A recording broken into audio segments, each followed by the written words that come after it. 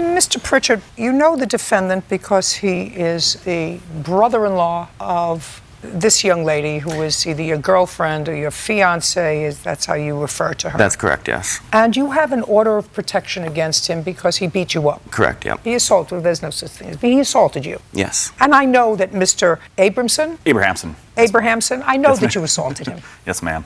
Right. And you say you assaulted him because he's a stoner, which I assume you mean he uses drugs. No, Your Honor, What does that mean? You say he's a stoner who took your sister-in-law, that's this young lady? Yes, ma'am. Down a bad path. Yes, Your Honor. But you called him a stoner. Yes, Your Honor. What does that mean? Well, he smokes a lot of weed. He does a lot of drugs. Yes, ma'am. And is that the reason you beat him up? No, ma'am. What'd you beat him up for? No, ma'am. September 14th, 2015, I had a camera set up in my computer room. I have a couple slot machines.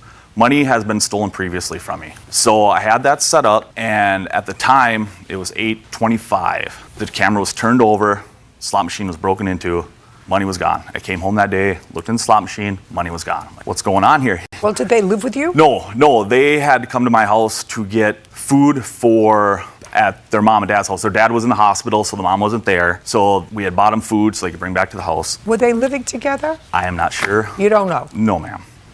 Are you sick? I was crying. How old are you? 19. My question to you is, are you sick? Now. No. What's your first name? Molly. Take a breath. Is that your sister? Did you used to live with her? No. Did you ever live with her, Molly? No. Who do you live with now? I live with Josh. Do you work? No. I'm in school. What school do you go to? Minnesota Virtual High School in Minneapolis. Do you go to school every day? Yeah, it's online. So you're an online, you Yes. don't leave the house? No. But you don't go to school? No. And what does Josh do? He is unemployed at the moment. Whose house do you live in? An older lady, she's a friend of hers, like grandma, we're living with at the moment. How long have you been living there? About 6 months, 5-6 months. Do you get any money for going to school online? No. Do you have to pay any money to do that? No. How do you support yourself, Molly? Food stamps, EBT, from the county. And how does Josh support himself? He is doing Social Security right now, disability for his back. For his what? He's trying to get accepted for disability for his back. What's wrong Social with his back? Security. He has, I'm not sure. He would have to explain it. What's wrong with your back? I have a congenital fusion, Your Honor, something I was born with, a birth defect. Causes a lot of pain. I'm currently on a 10-pound weight restriction ordered by a neurosurgeon. Well, there are a lot of jobs you can do without having to lift up 10 pounds. Not in the county that we live in, Your Honor. There's not much to go on, and the only job that I had going for me was the casino, and thanks to Mr. Abrahamson, I can't work there. Molly, do you think you're doing well with Josh? Yeah. Do you? Mm-hmm. You think that that's the right trajectory for your life? Yes. Do you? Mm-hmm. Okay, sit down. Do you see your sister at all? No. Because of him? I'm sorry? Because of him? Because of Matthew. So let's get back to the slot machine that was broken into. Sure. And I assume that what you're going to tell me is that it was your belief that Yes, the Your Honor. plaintiff Yes, Your stole Honor. your money. Yes, Your Honor. Tell me how you came to that conclusion. My son, he had to come home from school to get some picture for him. They had pictures that day. And he witnessed the car pull in at, what time was it? Do you want to? Stand up. The Tell me time, your name. 8 and on. Tell me about the day that the slot machine got broken into in the house. The money was taken. I went to school that morning, and Where was your dad? at work, And your mom? at work, And how old are you? 13. So you were off to school by yourself. Yes. And what happened? I got to school, and I realized that I forgot my picture form, and then I went to the office and said that I forgot my picture form, and they called my mom saying that he forgot his form so he can go get home and go get his paper. What did you need the form for? To get my picture taken. I went inside the house, climbed through the kitchen window because I didn't know that the key was inside the garage. And then I got the picture form, walked down the street. Well, I locked the door. So you went out the door Yes, and you locked the door behind you. yes. And then I locked it and went back, and I started walking down the road, and I seen a Chevy Impala go by me that they used to drive, and obviously it was them. And I went back. Did you see who was in the car? No. Now, is this a well-traveled road? Yeah. How many times have you seen that car before? Probably every 2 months that I went to my grandma's. You said something about your grandma, Oh, I used to go to my grandma's every 2 and that's where you saw whose truck was it? car.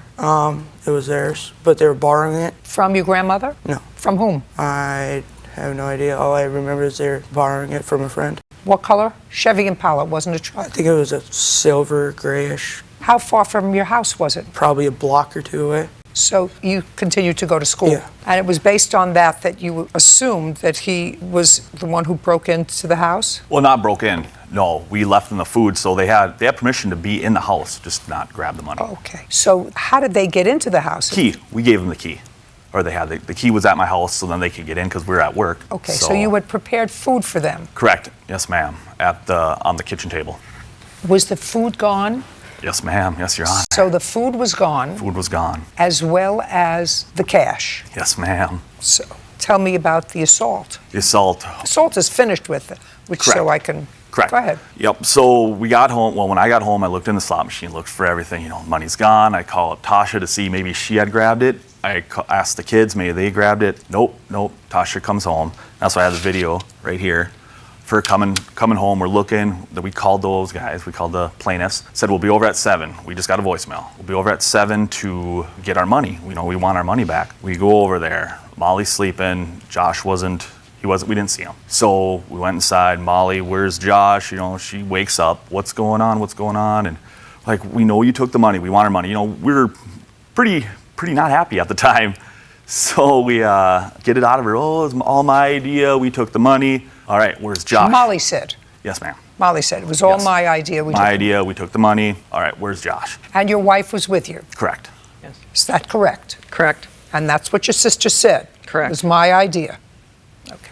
And then we found out Josh was in the bathroom.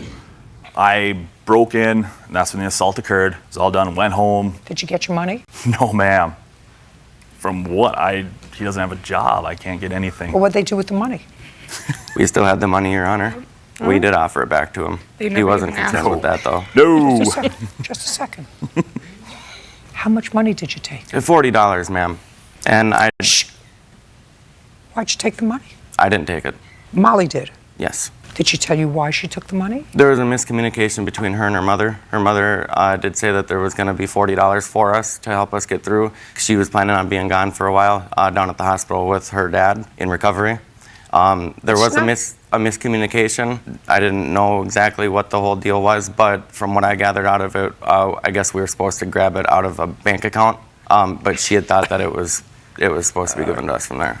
Okay, so that's when the assault took place. Yes, He Your Honor. pled guilty to something, and Honor. as a result of that, he got an order of protection. Yes. And this is what this case is about. Is your claim, Mr. Pritchard, that Mr. Abrahamson. Abrahamson, no, I can't say that, Mr. Abrahamson continues to violate the order of protection. That's correct, Your Honor. You worked at a casino, Yes. and he came to the casino, and then you got the order of protection to cover your job, Yes. and he continued to come to your job at the casino, Yes. and so you left your job at the casino. That's correct, Your Honor. Mr. Pritchard, you've known this family for a long time, Yes. right? Yes. Was it Mr. Abrahamson's practice to go to the casino before you got the job there?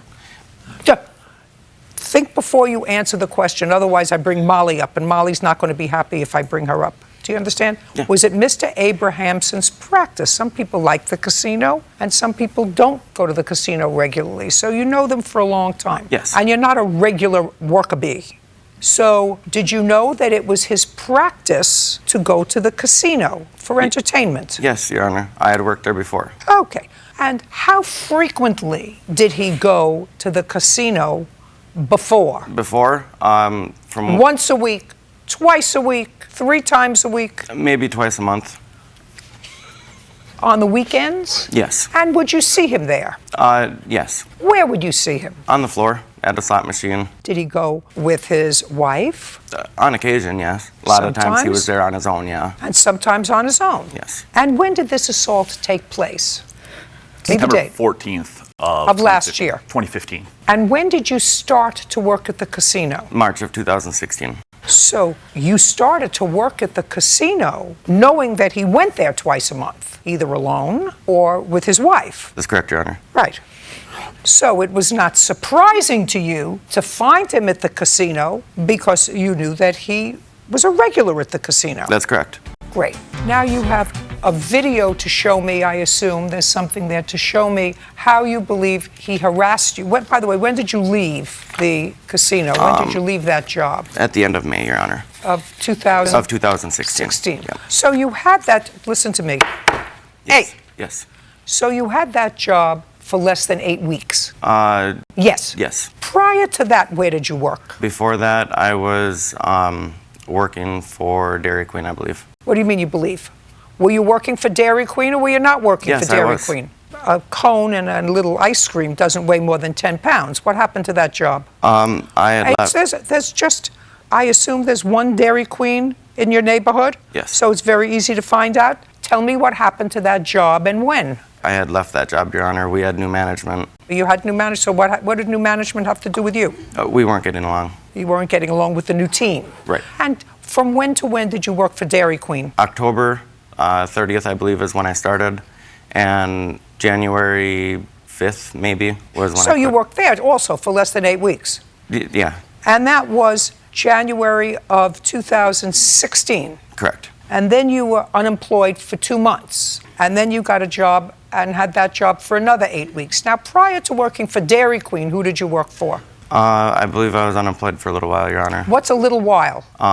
From September of 2015, when this assault took place, to May of 2016, did you work more than 16 weeks? 8 weeks or less for Dairy Queen and 8 weeks or less at the casino? No. Did you work for anybody else? Yes. I'm listening. Okay. Little store, Your Honor. Little store, gas station. From when to when did you work at the little store? From May of 2015 until September when the assault took place, Your Honor. Okay, May, June, July, August. So that you worked the gas station for 4 months Yes, in 2015. correct. From September 2015 until May of 2016, am I correct that you held 2 jobs, both for a series of weeks, one for Dairy Queen and one at the casino? Correct. What'd you do with the rest of the time? I was in recovery for a little while after the assault. A lot of the times I was scared to leave my house. That was one of the big reasons why I didn't have any jobs. I've also been going through this disability, Your Honor.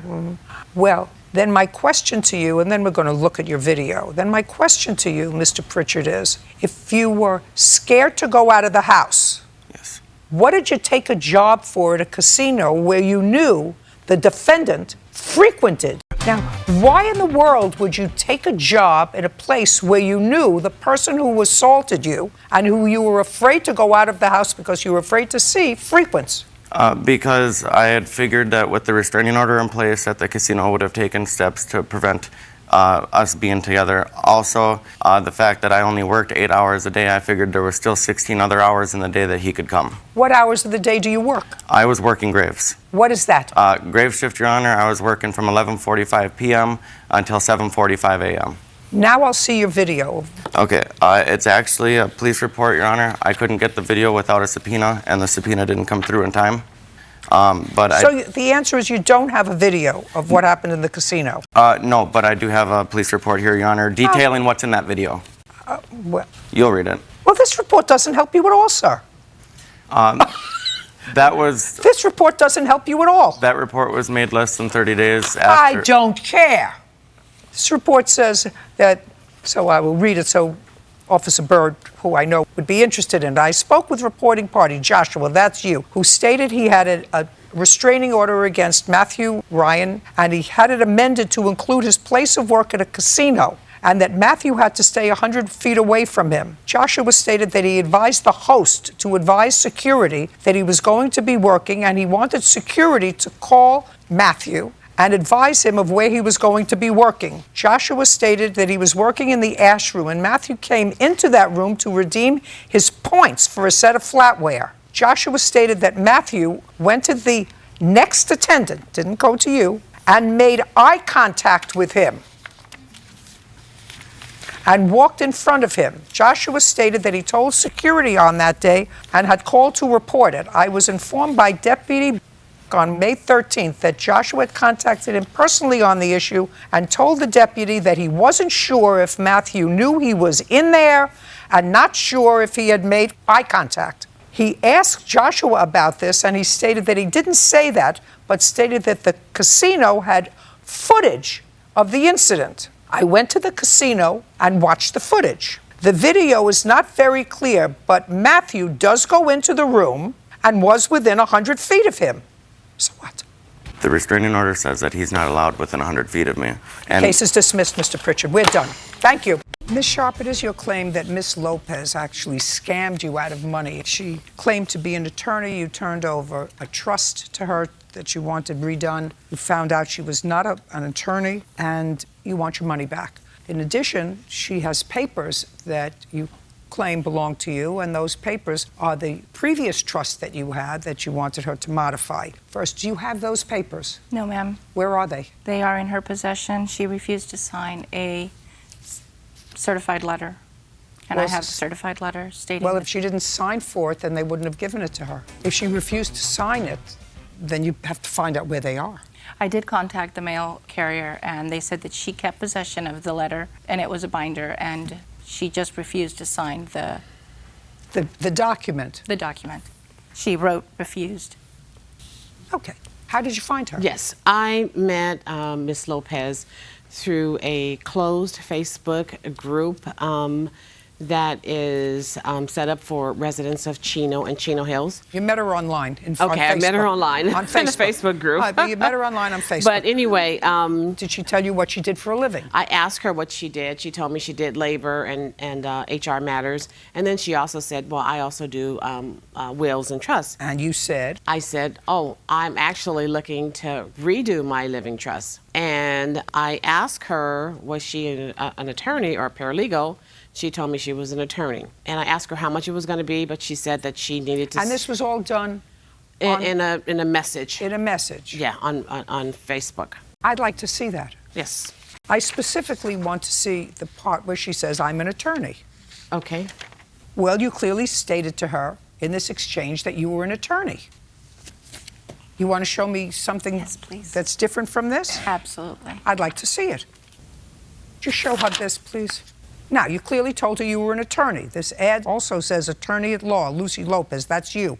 It's the same person. Are you, in fact, a licensed attorney? I am not a licensed attorney, and that email that I provided shows a thread that the founder of that Facebook group created, that I advertising. don't care. You were having a conversation with her as a prospective client. She asked you, are you an attorney or a paralegal? And your response to her was, I am an attorney. Ma'am, I also stated that Fred was the attorney, and I gave her the contact information right below.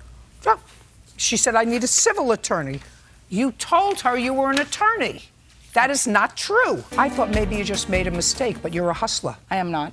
Oh, yes, you are, because you just said to me, I referred her to an attorney. And what she said in the line immediately preceding that is, I have a civil case and I need a civil attorney, because she asked you what you did and you told her, can you refer me to one? And I will certainly keep you in mind for my wills and trusts. And for the civil attorney, she referred you to a Fred. There was a conversation prior to that. Show me. It was a Show me. It was a phone Whatever money you conversation. took from her, you took under fraudulent pretenses that you're an attorney. You owe her. How much money did you send her? $200 as a deposit. However, what I'm suing for... I don't care what you're suing Okay. for. I want to know how much you sent her. $200. Judgment for the plaintiff. We're done. Thank you.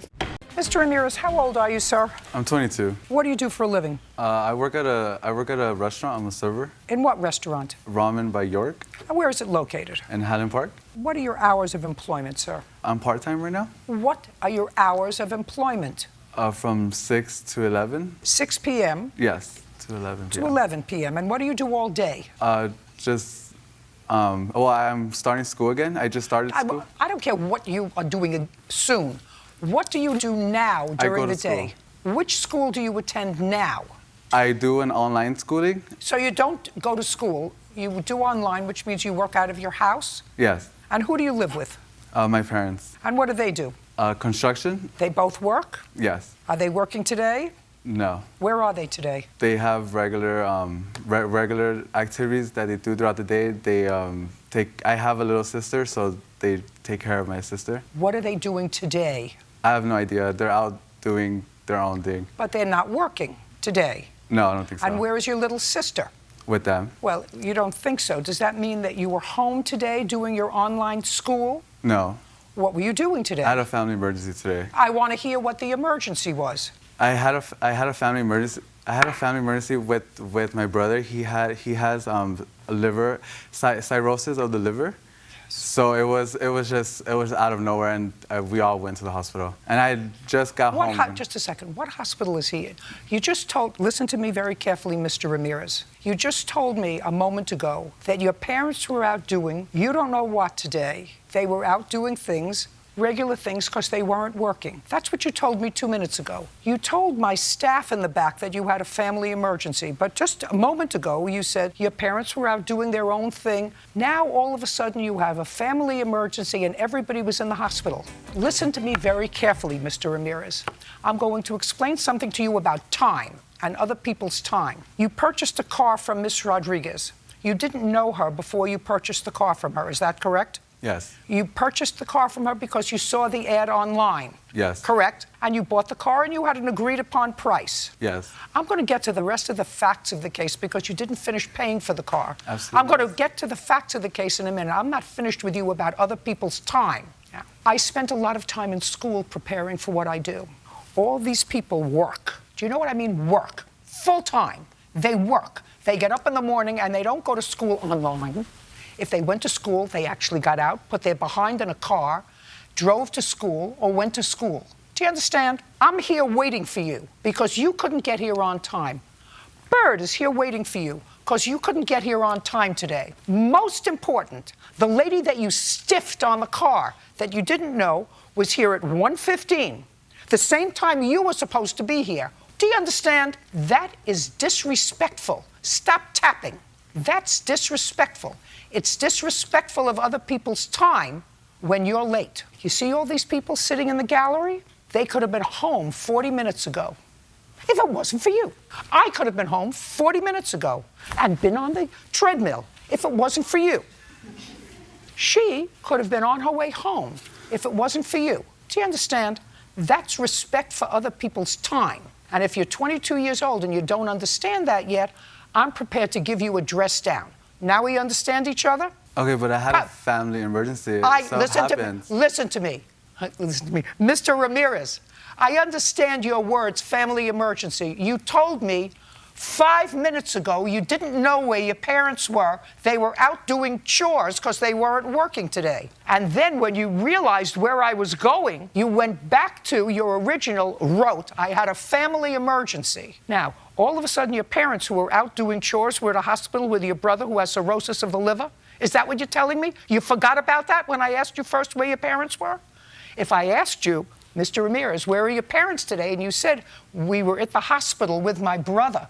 That I could understand. But when I asked you where they were, uncross your hands. You said to me they were out doing their things because they're not working today. Do you understand? Yeah. Perfect. Now, you bought a car from Miss Rodriguez and you agreed to pay her how much? $1,600. You gave her a $500 deposit. She's a trusting soul. You gave her a $500 deposit, and because you probably said to her, I'm going to pay you every month religiously until the $1,600 is paid off, just like you told me you had a family emergency, she trusted you enough to give you the registration for the car, right?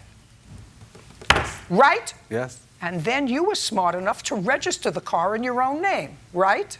Yeah, I wasn't registered. You never had the car registered? No, it wasn't registered before. I don't care whether it was or not. You had it registered in your own name. Yes. And that was the last Miss Rodriguez heard from you. Now, when he purchased the car, he came, he looked like a nice young man, right? Yes. And he said, I promise I'll give you what? How much a month? It was supposed to be $500 every week for 2 weeks. He was going to give you $500 Yes, a week for 3 weeks?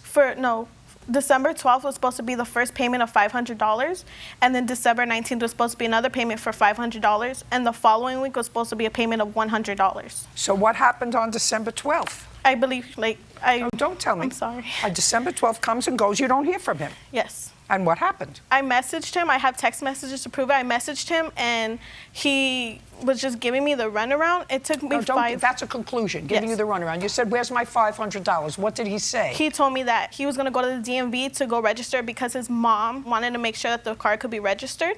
I told him, okay, but he still had to pay me the $500. And he said that he had to spend like $500 for the smog and to register the car.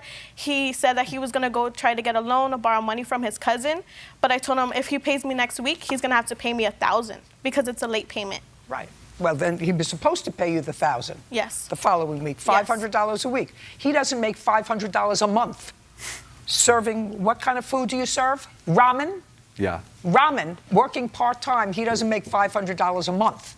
Now, you made a deal with her for Yeah. $1,600 for her car. Yeah. You paid her $500 for the car. You were late coming to court today. When you called the clerk's office in the back, you said, I'm getting off the freeway. Were you riding a bicycle on the freeway? No. What were you riding on the freeway? A car. Whose car? Your producer's car. What happened to your car? Because I was just getting home from the emergency that I had, and he texted me and was like, "Hey, I'm in your area. I'll go get you." And I was like, "I'm sorry." I was like, "I'm just getting home. I just got home, threw on clothes, and came." Because I had earlier this morning, I had texted. I had said like, "Hey, I'm not gonna be able to make it. I have a family emergency. I'm really sorry. Like, is there any way we could push the day or the time? Like, I just Early this morning. Yes. Early this morning. Well, what was your emergency early this morning? Early this morning when you called and said, is there any way we could push over the date? What was your emergency early this morning? Not at 12 o'clock or 1 o'clock. What was your emergency early this Same morning? emergency I had today. Did you, just a second, did you tell the producer that early this morning, that your brother early this morning was in the hospital with an emergency? Early this morning. Yeah, when I say early, it's like 9 o'clock, 10 o'clock early this morning, yes. And said? Is there any way I could extend like a later time or the date, I would really appreciate it. Is that what you said to her? Yes. What about the brother in the hospital with an emergency? That's why I had texted her saying, is there any No, way that's a significant thing. That way the producer wouldn't have gotten in her car to go find you. Do you understand? Yeah, I told her. Do you understand? Where's the car? What car? Her The car it's that you bought from. It's parked in front of my house. Judging for the plaintiff in the amount of $1,100. We're Thank done. you. Thank you very much. What's your last name? Derek Hanley. That's your mother? Yes. And who is the gentleman with her? Stepfather. Okay. Are you part of this action? Yes. Great. And this is your girlfriend? Right. You have a child together Yes. who's 5 years old. Yes. What were you doing living with your mother and your stepfather? Well, what happened was they had Just listen to me. Oh, okay, sure. Wait, no. You're going to tell me. There's only one attitude here. That's mine. You're going to tell me why you and your girlfriend, with a 5-year-old child, Sure. were living with your mother and stepfather when you went to live there, month and year. You're going to tell me that. Okay. It was probably about 10 years ago, I would say. 10 years ago. No, just recently. Try not to speak to each other. You've been living with your mother and your stepfather for 10 years. No, it started off 10 years ago, What started off? where I was living with them at a duplex house. How long have you two been together? How long have you been living with your mother and your stepfather in the current residence before you got evicted? We didn't get evicted, but 6 months. Just a shh. Did you just say to me we didn't get evicted? Right. Okay, good. So we didn't get evicted. You left on your own? no. How did you leave? There was a false restraining order on us. So you left because your mother and your stepfather got a restraining order A against false you? restraining order, yes. Okay. Now, when you were living with them, how much rent were you paying? We started off probably. No, paying- not started. Okay. At the time that they got this restraining order and you were tossed out of the house, how long had you been living with them in the current residence? Probably only 4 months. Did you move there from the duplex? Nope, from another place where we had our own. So you had your own place? Couple times. So after the duplex, you were on your own for a while? Right. You, your girlfriend, and your daughter? Right. And then 4 months ago, you moved in with your mother and your stepfather? Right. Now we're going to go back to the original question, why? It had to be for your economics. Right. Okay, because you needed a place to stay and you couldn't afford it. No. Well, otherwise, people usually don't go home to their mothers and stepfathers Right. if they can afford their own place. You know, it's like the migratory pattern of Jews. They go from New York to Florida. They never go back. Do you understand? Yes, absolutely. Good. So you don't go home to live. Is there something wrong with you? You don't go home to live with your mom unless you have to because of economics. So you were living on your own, the two of you, with your daughter, where? In another town, a couple towns over. But In it an was just apartment, no, or- it was just a small bedroom. So you were renting a room. Right. Were you working? Yes. Was your girlfriend working? Yes. So why did you move with your mother and stepfather? Well, she has a third floor that's completely redone. It's got 15-foot ceilings. There's a bathroom. My daughter has her own bedroom. It's really nice. It was empty. It's been empty for the whole time we weren't there. She said, come back there. You know, She said come back. Yes. Because it was much nicer than It where was you much were living. nicer, right, yeah. Okay, so she was nice to you. She said come back. Right. Move in with us. Right. Okay. And you did. So you were renting a room. So you took whatever you were living in the room. Right. And you moved into the third floor in your mom's house. Right. And I'm waiting. And what had happened was we had lived there before and it didn't work out. Just a second. But you went back to try it again because you needed it, because you were living in one room with your daughter. You could say And- that, right, yeah. Right. Sure. Not I could say that. That's what you're going to say. It didn't work out before living with your mother and stepfather, so you moved out. Right. But things got a little cramped. You were trying to move back, and your daughter is 5. She was going to a school. Right. And it was a better school where your mom lives. That's what you said in your Yeah, papers. sure. Right? That's what you. Right. I remember Yes. reading about it. Okay. So now you moved in, and 4 months later, she had to get a restraining order against you, or at least asked for one, because she wanted to evict you, but it was going to take too long, so she got a restraining order against you instead. Okay? Tell me what happened. What had happened was I had just got home from work a week prior. We had called the cops on them, actually. So you called the police on your mother and stepfather. Right. Now you're living in the house, not paying any rent. No, I was paying rent. How much? I was paying $100 a week. And you were up to date on your rent? Yes. Okay, let me tell you what you wrote in your complaint. She also wanted us to save our money so we could find a place near them. She told us to pay $100 per month and we could stay for 1 year. We agreed and moved in. She took our door off the hinges because she tried to collect $100 weekly instead of monthly. You just told me that the rent was $100 a week. That's what yeah. But not in your complaint. In your complaint, you said it was $100 a month. There was supposed to be no rent. She told me that we could save money completely when we were going to move there. Would you show him this, please, Officer Byrd? That's your signature. Okay. That's the girlfriend's signature. Sure. That's what it says. Okay. Yes. So you came home from work and she told you she wanted the $100 a week instead of maybe $100 a month that you were giving them. And what happened? Well, the week before, I said we had called the cops. On them. On them, right. Because She was just coming up there harassing us. harassing you for what? She just was, Did she ask you for money? no, she was just harassing us to do errands and stuff, as well as money, yes, as well as money, just a bunch of stuff. We just didn't want to be bothered. She was coming right up there, you know. She left us notes as well. We have them here while we were staying there. Just crazy notes. It's just absolutely crazy, Your Honor. I know. You're not stuck there like glue. Right, exactly. No, you weren't paying we the were rent. only there 4 months. You weren't paying the rent you were supposed to pay. According to you, you were supposed to, according to what you just told me now twice, because I asked you twice. Okay. You were supposed to pay $100 a week, and here you said $100 a month. She came upstairs, she was harassing you. One of the things she was harassing you about was rent and money. Okay, so you called the police on your mother. Right. And then? And then they came and said, you have to go through the eviction order if you want them out. And then? They said, leave us alone. Then I went to work the next week, 5 o'clock at night. I came home. We're upstairs, minding our own business. A knock on the door. I was like, what's going on? So I went down. It was a marshal saying she had to leave right this instant. 2 days later, I get served saying that I hit her. I never touched her. Good. Ever. Now, where are Yeah. you living? We're living at a studio place. Nice. Away from your mother. Away from her, exactly. Away from your mother. Very good. If you don't like living with your mother, move out. How old are you? Exactly. How old are you? 37. 37. Time to be on your own. Right. With your girlfriend. Absolutely. It takes you a long time to make up your mind. What stuff do you claim your mother kept from you? Because the marshal came, the marshal allowed you to take stuff with you, and you were only coming from a room. Do you remember you told me that? So now I'd like you to tell me what stuff that your mother disposed of or kept from you. It was a room with an attic where I had a lot of stuff. But I have pictures here. When the marshal told your girlfriend to leave, did she leave? Yeah, she had no choice. Did she take your daughter with her? Yes. Where did she go? We had to go to a hotel. And did you, after that date, do you remember what that date was? I believe it was around, 5/16. 5/16. After May 16th, pay careful attention, Right. did you ever go back to your mother's house to get any of your property? I went back once. On what date? Probably a week later, 23rd. 23rd. And who did you go back with? By myself, I called the police and they gave me An escort. an escort. Yes. An escort. So you went back by yourself in your car Yes. and you took property from there. What I could take in a little car, yeah. We're talking about on the 23rd, Mr. Handley. You were there with a police escort.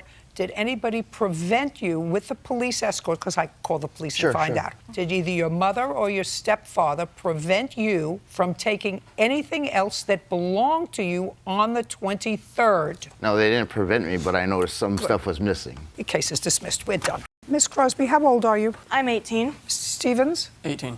Who do you live with, Miss Crosby? I live with my best friend and her mother. And how old is your friend? She is 17. So you live with your 17-year-old friend. Is that you? No, I'm her mother. That would be a compliment. So you took Miss Crosby in with her baby, Yes. and you have a daughter who's 17. Right. You and Mr. Stevens have a child together. How old is that child? He is 5 months. Do you work? No. Have you ever worked? Yes, I have. When? Around end of May, beginning of June. So maybe you worked 3 weeks. Yeah. Not talking about 3 weeks worth of work. I'm talking about, did you work in 2016? No. 17. Yes. Where did you work in 17? Burger King. When? End of April, beginning of May. So for a Sorry. couple of weeks in April and May. Yeah. Okay. So you don't work. Right. Who supports you? They do. The reason why I don't work now is because he has called CPS and the policeman on me so many times that I had to ask off. And finally they said, well, we're just going to take you off the schedule. And I have evidence, actually, of the CPS report. I know that he called CPS on you. Where were you living prior to moving with these people? I was living with him Where? in North Vernon. In a house, an Yeah, in apartment? a house. Whose house? His grandmother's. So the two of you and your baby lived with him and his grandmother. Right. Did you live with the grandmother while you were pregnant? For a short while. Did you move in with his grandmother when you were pregnant? Yes, for a short while. When did you move out? Move out or move in? I'm asking you a question. I'm trying to figure out your life. You had parents. Evidently, the parents aren't an option to live with. Right. For whatever reason. I don't have to get into that. But you got pregnant, and from getting pregnant, did you move in with Mr. Stevens' grandmother? No. Where did you go? I was living with my family up until Christmas. And what happened Christmas? I moved in with him because my dad no longer allowed me in his place. Okay, so Christmas time, your father said out. You moved in with Mr. Stevens, and when was the baby born? In February. Okay. This whole stupid scenario of 18, 17-year-olds having babies didn't work out. And you left Mr. Stevens' grandmother's house at some point and went for a couple of days probably to stay with these people. Your last name is? Bassett. You went to stay with Miss Bassett. And then you came back. You were gone for a few days. How long? I was gone for a week. And you were taking the baby to the Bassetts with you. Right. I left with the baby, yeah. And then you came back. And what happened when you came back? I thought we could work out, but he decided to be controlling. Okay. And how long did you stay at that point? I stayed a few weeks. Until when? I don't know exactly the date. Month. Around the time I was working. In May? Yes. Well, that's a long time that you stayed there then, after you were at Miss Yeah. Bassett's and came back. So you stayed a long time. And what happened in May? You left. Yes. When you left, did you take the baby with you? Yes, I did. And you went back to Miss Bassett's house. Mm-hmm. And Mr. Stevens, you're 18. What do you do? I work at Martin Ray. It's a factory in North Vernon. How long have you worked there? I've only worked there a few months. I worked at Burger King from February of 2016 to March of 2017, sorry. Did you work full-time or part-time? Full-time. When Miss Crosby was living in the house with you and your grandmother, was she working? No, she was not. Okay.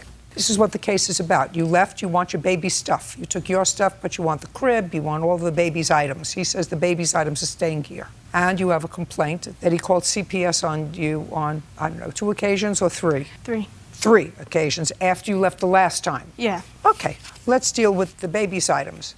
Do you see the baby? No, I did not. Why not?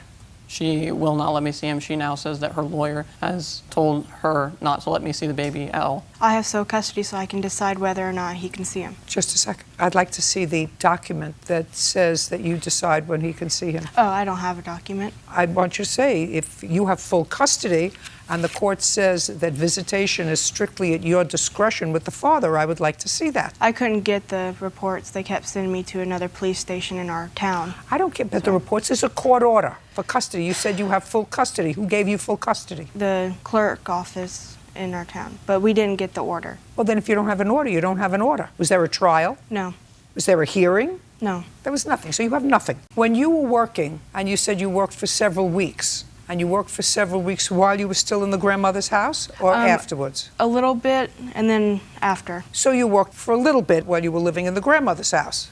Yes. And when you were living in the grandmother's house and working, what hours were you working? I was working from 4 to 10, 4 to 12. Who was taking care of your son? He was. But while... Shut up! Okay. I didn't ask you a question. So when you were working from 4 p.m. to 10 p.m., and he was taking care of his son, and then you were working sometimes 4 to 12, and you were working from 4 to 12, and Mr. Stevens was taking care of his son, right? Why wouldn't he have the opportunity to see his son since May? He has seen him for weeks, a few times. It's just recently that I have cut it off. What do you mean he's seen him a couple of times? What does that mean? I would let him see him every Tuesday and every Friday. From when to when and where? At 6 to 7. Where? At our city park. Are you still living with your grandmother? Yes, Your Honor. What's wrong with you?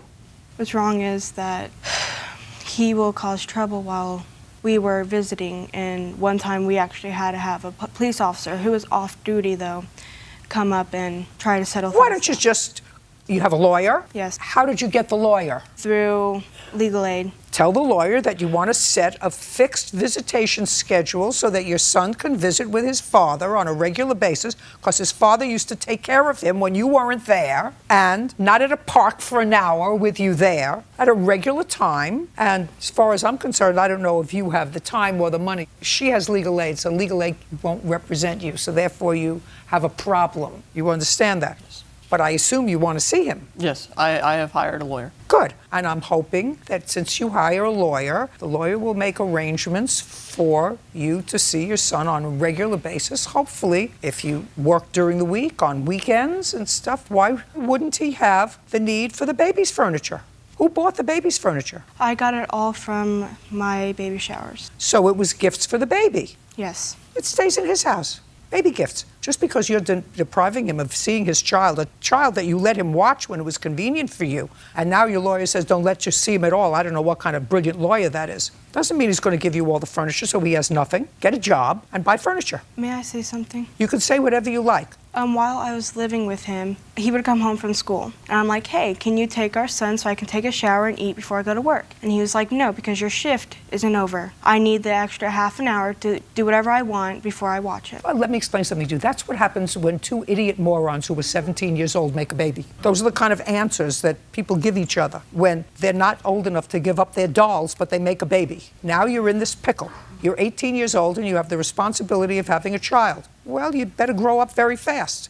Since he has a job, he will not provide for all of our. I would ask for diapers. Even when he was seeing him, I would ask for diapers or wipes. Seeing him is not at your discretion. I think that if you were smart, Miss Bassett, who seems to have an interest in you, would say, why don't you go to a mediator and work something out so that he's working during the week and he should be paying a certain amount of support for his son, for you, and you have to get busy and find daycare and get a job and get a life. But in the meantime, he's working, you're not. And he should be supplying some support for his son. You would agree with that? Yes, sure. Can I also And at the same time, he should be seeing him regularly, because the nonsense that you give me is nonsense because you left him alone with the baby from 4 to 10 at night and 4 to midnight when you weren't home. So you weren't concerned that he wasn't taking care of him. Because if you were concerned that he wasn't taking care of him, you wouldn't have left him home. Can I say something? I allowed him to watch Oliver while I worked when I was living with them from 4 to 10 twice before. The second time, he withheld him from me for 2 days. would not let me see him, touch him, or anything. I had to go to the police 4 times. Just a second. So what you're saying is the last time that you let him watch him, he wouldn't return him. Yes. Let me ask you this question. And you thought that that was very wrong, right? Yes. Because you're the baby's mother, right? Yes. You're no more of a parent than he is. When you left his grandmother's house, the place where the baby was born, you didn't leave the baby there. You took the baby with you, right? Yes. What gives you the right to do that? What gives you, it's what I'm trying to get to you. What gives you the right more than the father to have the physical custody of that child? And if you think it's just because you're the mother, that's not the law. The law is if it doesn't work out and you have a child, what you're supposed to do is sit down like almost grown-ups and say, listen, this isn't working out and I'm going to live at the Bassett's. Baby's name is? Oliver. I'm going to take Oliver with me Monday through Friday because you're working. I'll bring Oliver to you, or you can come get Oliver Friday night and keep Oliver until Sunday so that you can see him regularly. But this isn't working out between us. Before, when I was letting him watch him, I actually was breastfeeding him a little bit. Listen to me. Breastfeeding a little bit means what? Meaning, Breastfeeding a little mean, I mean, I did matrimonial work and I understand this. This is something that maybe you discussed with your lawyer, right? Also. Yeah. Of course. You have to understand, this was my business for years. When you were breastfeeding Oliver and going to work, how were you doing it? I would feed him at night to help him sleep. And during the day, who gave him a bottle? I did. When I was... And she did. And you bought formula, right? Yes. That's what comes under the terms nonsense. Either you breastfeed or you don't breastfeed. You don't feed formula. And then in order to say he can't have the child overnight because I breastfeed him at night so it helps him fall asleep. Do you understand? Yes. Can she help say something? Because she has something on this to say. I'm ready. First, let me tell you this. You took on a whole bunch of responsibility. Good for you. You must be a very, very nice person. You have to understand before you say anything that they made a very bad judgment in having a child at 17 years old. But now they have a 5-month-old baby, and he has as much right to that child as she does. Right. Period. Yes. And she doesn't let him see him in a park for an hour. Okay. We went to the police after he withheld him. What do you mean he withheld him? He didn't withhold him. It wasn't. He didn't withhold him. She left and stole his son from his grandmother's house. She took him to your house. Now, if he went to the police and said she stole my baby from the place where the baby was born, what do you think the police would have said? They would have said, we don't get involved in that, go to family court. But because now the baby is back at the grandmother's house and he says, you can't take him. And she goes to the police say, well, show me a court order. She doesn't have a court order for custody. Neither did he, which is what you're not getting, which is what she's not getting. Because her leaving what is the child's home and taking the child to your house, which is a stranger's house, to the child, that was the first problem. Her taking the child on her own without benefit of an order or a mediator or somebody who said, you know what, this is all right, let's work it all. That's the problem. The fact that he resorted to self-help to get his child back, and the police helped him because they don't understand what the law is about gender-neutral parenting. Gender-neutral parenting. A father has no lesser rights than a mother. Can I say something? Now, no, she wanted to say something. Now you want to tell me. I want you to put that into context, what you tell me. The problem was that he was threatening her. He actually sent her a text message when she just came to visit and said, when you come back, it's going to be a hell of a lot worse for you. So wait just a minute. She came to visit you while we were dating. I mean, she just came for a few hours. What does that mean? She'd come over and we'd get to visit with Oliver. Maybe we'd go get something to eat. And then he would get mad after he was okay with her going. He'd get mad and call her over and over again saying, you need to get home now. Okay. If you don't get home now, then it's going to be a hell of a lot worse for you when you get home. And so she would be scared. She would be scared and go home. Right. Now, were you ever married? Yes. Are you still married? Yes.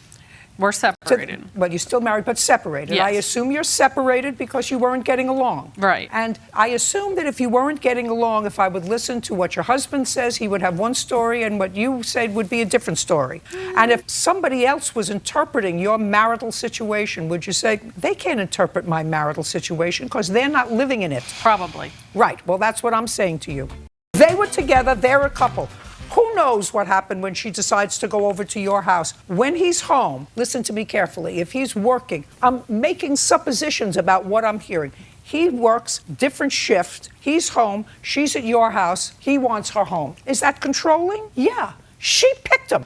If he was controlling, that's her problem. Then she says, goodbye, I don't want anything more to do with you. When you make a baby with him, that's a different story. You make a baby with him, now you have a parent that you have to deal with for the next 21 years. And you don't get to make the rules. The law makes the rules. And when she left with that baby and went to your house, she stole his son from him, from where he was living, from where he was being supported, and took him to your house, where a stranger, according to her, is now supporting her child. That's the black and white of it. And then when he resorted to self-help because she brought him there for a couple of days, felt comfortable enough about him watching the baby to leave him there when she worked for 2 shifts, he said, I'm not giving him back. She took him and she shouldn't have taken him. And then you went to the police, and the police made him give the baby back. And this is all about the furniture that was at his house. Well, that's what the lawsuit is about. Wants back all the baby's furniture. She doesn't really have to have the furniture. It's that she has boxes and boxes of clothes and diapers, and he is not even willing to share them, to split them. And go to a mediator.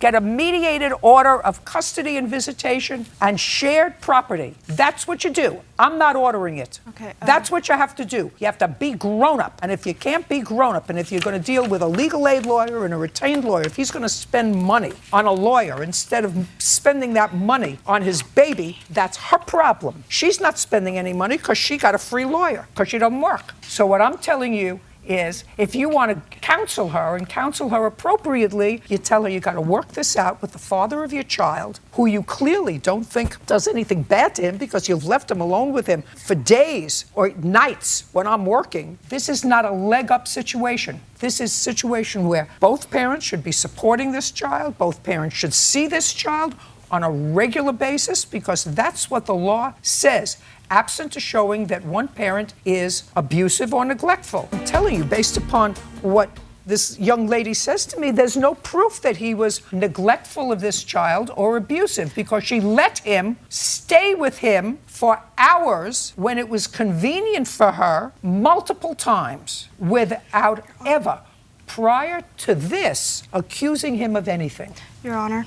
What? He has punched holes in the wall because he would get so mad. Is this something you told your lawyer? No, actually. One time the baby was on the bed, and he would get mad at me because I would go to their house, and he punched the other side of the bed where it was shaking the baby. Goodbye, Miss Crosby. Grow up. Mr. Batson, Miss Smalley worked for you as an accountant. A bookkeeper, yes. Bookkeeper. In what kind of business? I buy and sell all types of different used equipment that I purchase. How long did Miss Smalley work for you? Approximately 6 to 7 years. Now, there came a time when she and her husband came to you for a loan. Yes. They don't deny that. When was that? Approximately late 2013, 2014. I don't have the original date. Do you remember when you came to him for the loan? February 2014. And how much money did he loan you? $1,200. Is that correct? No. How much? I loaned them 2 different times for a total of $2,800. Did you give them a check or cash? I gave them cash. And they, at some point, started to pay you back? Yes. When? October of 2014, I was given a check for $2,000, which did not go through. At that point... Do you have that check? Yes. I'd like to take a look at it. And when you say it did not go through, it was dishonored by the bank? Yes, it was returned for insufficient funds. Okay. Now, Miss Smalley. Yes. Let's go back to you. I said, how much did you borrow? Yes. And you said $1,200. Yes, ma'am. Then you want to tell me why you wrote him a check for $2,000 and in your handwriting wrote partial payment? That was a prior loan to the one that we're talking about. No, it's not. Yes, it is. No. Yes, it is. You mean you came to Mr. Batson and asked him for money on more than one occasion? Yes, ma'am. Great. you know that I'm not buying what you're saying to me, but I'm going to let you dig your hole. You understand? Okay. Okay. When was the first time you came and asked him for money? 5 or 6 years ago. I mean, Dan would loan money all the time. Okay? If you were an employee, if you worked for Dan and you needed to borrow some money till the next payday, or you needed to borrow money. And why did you steal from him? You were convicted of stealing from him. Yes, ma'am, I was convicted of So if forgery. he was a nice guy, Miss Smalley, and loaned all of his employees money when they needed it, and according to you, loaned you money on successive why'd you steal from him? Actually, you were convicted of stealing from him. Yes, ma'am, I was. But it was. So would you want to tell me why? No, Yes, first I asked the why. I made a mistake. You made 2 mistakes. The second one is coming here and telling me the story. No, ma'am. Because as part of your conviction, you were ordered to make restitution. Yes. Restitution is not for a loan. Criminal courts cannot order you to make restitution for a loan. Right. They can order you to make restitution for what you stole. So when the court ordered you to make restitution, which is your defense to this case, that they ordered me to make restitution, and I made restitution in the amount of $1,200, that covered the loan. No, ma'am. But well, that's what you wrote in your answer. You said in your answer that you swore to, I was ordered to pay back all the money I owed him, so I paid him $1,200. Criminal court can't order you to pay back a loan. Let's start with that. They can order you to pay back what you stole. And they order you to pay back an amount certain, not pay him back what I owed. They ordered you to pay him back $1,200 because that's what you stole. Actually, the amount in question on that is $658 and change. Well, not in question. The criminal court ordered you to pay back as restitution what you stole in the amount of $1,200. It had nothing to do with the loan. Right. Now you're saying right. So how much does she owe you? $1,300. Did she make just because I can't get a straight answer from her. She wouldn't know how to give a straight answer. She wouldn't know the truth if it slapped her in the face. You want to speak? You want to speak? Yes, I do. Great. Do you owe him $1,300? No. How many times did you ask him for money? How many times did you ask him for money? One time. One time. That's what he's here for. Not this baloney that your wife is talking about over a period of time. You asked him, that's what this case is about. The one time the two of you came to him and asked him for money. That is correct. Good. And look at me. And you asked him for money because? We had an incident occur where we were having a house problem with a large banking institution that is under suit. I don't care. You were having financial trouble. When we had to obtain a lawyer for this other incident. So we went to him to borrow $1,200 for a lawyer fee. That's all we borrowed was $1,200. We took him to dinner and borrowed $1,200 and not a penny more. Listen to me. Just a second. So that's $1,200. Correct. On what date? Month and year. Ma'am, I can't even tell you my birthday half the time. Very good. Judgment for the plaintiff in the amount of $1,300. We're done. How old are you, Miss Telly? 19. Do you work or go to school? Both. Where do you go to school? Mesa Community College. Full-time? Part-time. And what kind of work do you do? I work at Starbucks. Do you live at home or you have? At home, yes. And Miss Lewis, you have a daughter, and your daughter and Miss Tully were friends. Yes, ma'am. And they had been friends for a long time. Couple of years. And she had accompanied you on family vacations before? Yes, ma'am. How many times? This would have been the 4th, so 3 prior to this trip. And she always paid for her own airfare? When we flew, correct. Minus one time, I did pay for it one time. When did you pay for that? I believe it was a trip to New York. From where? Chandler, Arizona. But we fly out of Phoenix Sky So Harbor. it was a long flight. Yes, ma'am. Where else did you go with Miss Tully? California, Your Honor, twice. And then When you went to California, where did you stay? Huntington Beach at a condo that I rented. She paid her own airfare? There was no airfare, we drove. And I did pay for the gas. Yes, you have other children other than this daughter? I do, I have a son. And did he accompany you on the trip? He did. Ever have any difficulty with her before, with expense money, anything else that would have given you cause to pause about inviting No. her again? No. Okay. This case is about a trip that you all took, a family trip that you took to Hawaii, and Miss Tully was invited to go along. The arrangement was, according to you, that she would take care of her own airfare, which she did, correct? Yes, Your Honor. Did you book the tickets? Yes, Your Honor, I did. And you paid for the tickets on your credit card? Yes, Your Honor. And she gave you money in cash to cover her ticket? Yes, her mother and father did. You rented a hotel while you were in Hawaii? Condominium. A condo. How many bedrooms? 1. And where did Miss Tully and your daughter sleep? On the pull-out couch. So they slept together. So Yes. she didn't have her own room, so she... As well as another friend. So there was no additional expense? Correct. With that. And food, how was that covered? She was supposed to cover her own food. Okay. And you brought money with you? Yes, Your Honor. How much money did you bring? About $300. How long were you going to be away for? I believe it was 7 days, but we got stuck for an extra day, I believe. Got stuck because of air? Yeah, there was something with the weather flying out of Los Angeles, so we couldn't fly out from Hawaii to Los Angeles to get home. Is that correct? No, Your Honor. The trip was a 10-day trip, the 22nd through the 1st, and we did get stuck for 2 extra days, about a day and a half, so it became an 11-and-a-half-day trip. Now, this lawsuit is all about the fact that your daughter and Miss Tully had a fight, an argument. It's falling out. When did you have that argument? I believe it was in September. September of last year. Yes, Your Honor. And when was the trip to Hawaii? In what month? June. When did it end? July. What was the argument about? I did not want to be friends with Why? her daughter anymore. Why? Because I did not like the way that I was treated around them. Like what? What do you mean? There were just comments that were constantly made about the way that I lived my life and my family and the money that my mother earned, and I just did not want to be a part of it anymore. And you told, what's Miss Lewis's daughter's name? Bree. Where did you have this discussion with her that you didn't want to be friends anymore? I did not have a discussion with her. I unfollowed her on social media. That must have been after something happened, Miss Tully. I just decided that I didn't want to be friends with her. She went away to college and I stayed home for college. We didn't have any contact. We didn't talk. What happened after you came back from Hawaii? We talked maybe once or twice because I went out of town with my grandparents and stayed with them for about 3 or 4 weeks and then returned home for school. During that 3 or 4 week period, did either Miss Lewis or Bree contact you about any money that you owed them? No, Your Honor. On what date did you unfriend her daughter? I do not remember the exact date. You remember the month? I believe it was September. It could have been October, though. I'm not 100% sure, though. Do you remember?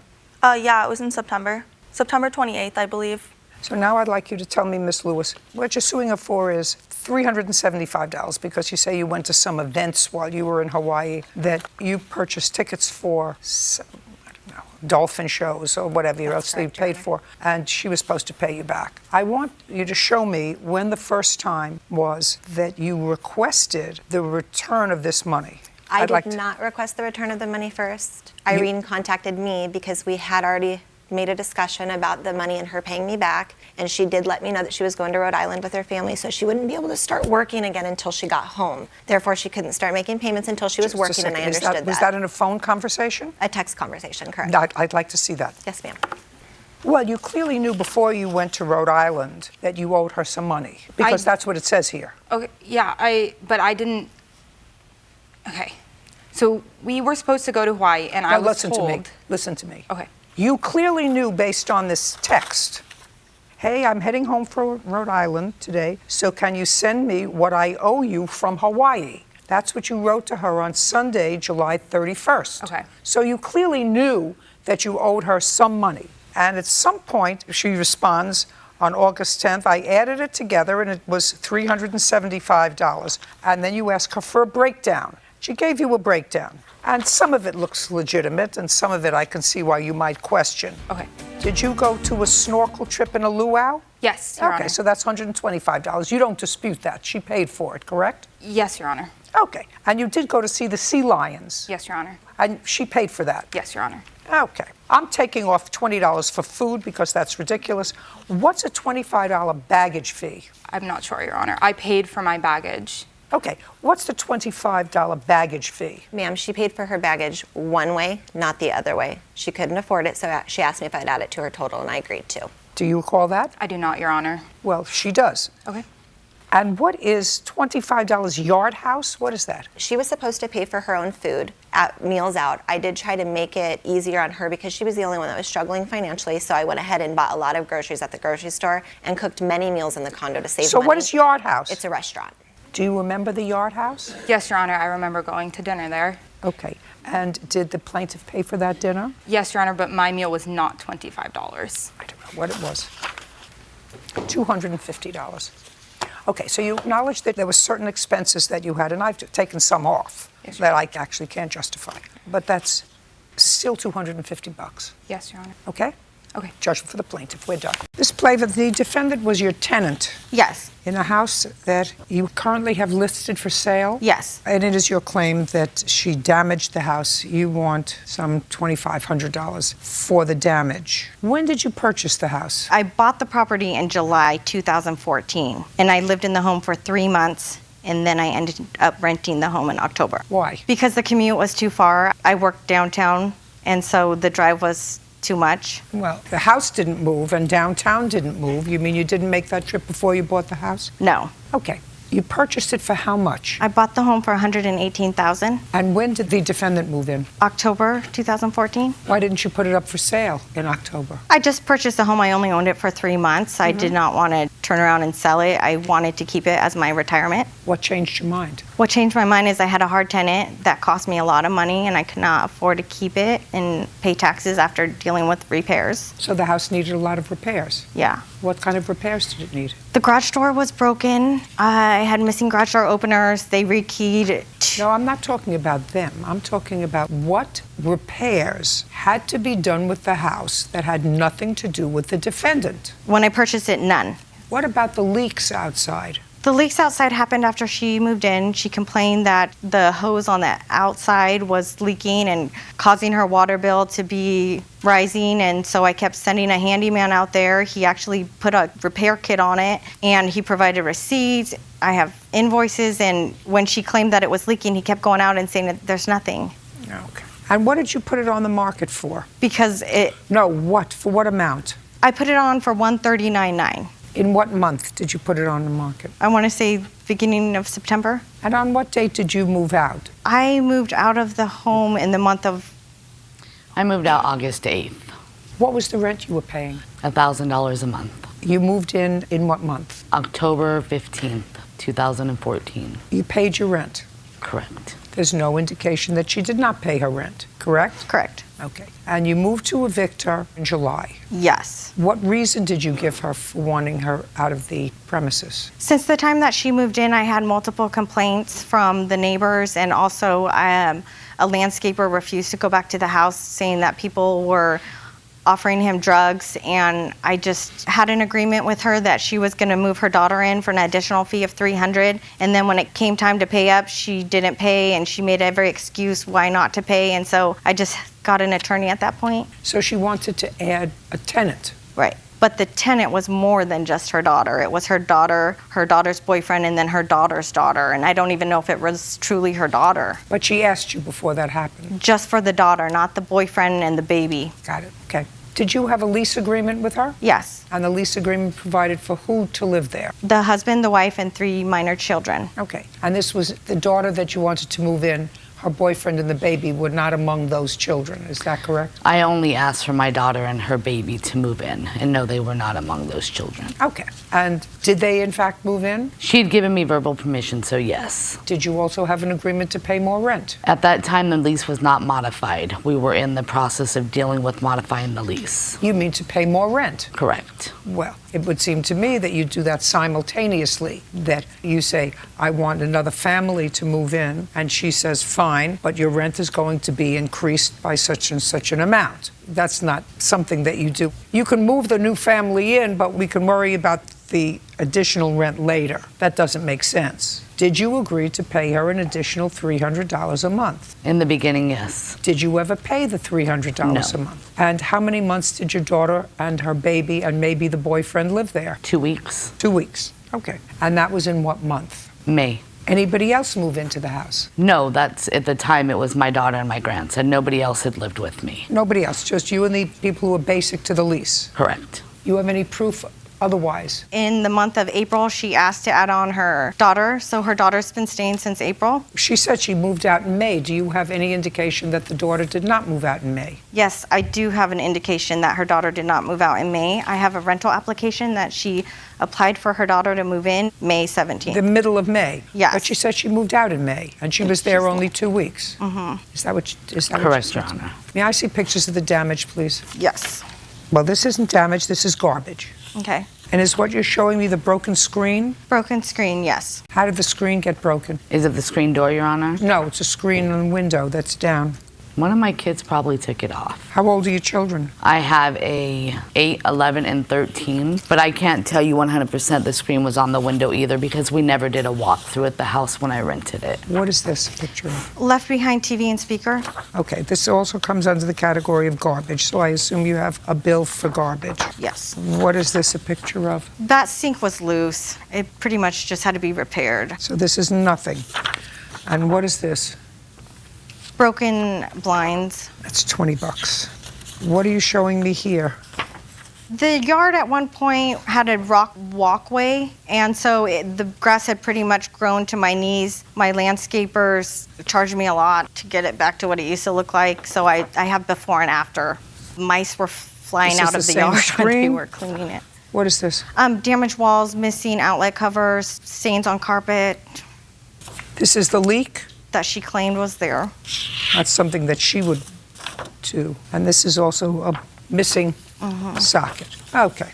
The only thing that I'm entertaining from you, Miss Plava, is as follows. I'm entertaining a bill for cleaning up the trash that she left behind. That I want to see. Everything else is nonsense. May I see it, please? Well, my landscaper hauled off some stuff and my handyman hauled off some stuff, but I can show you that. Yes, fine. Okay.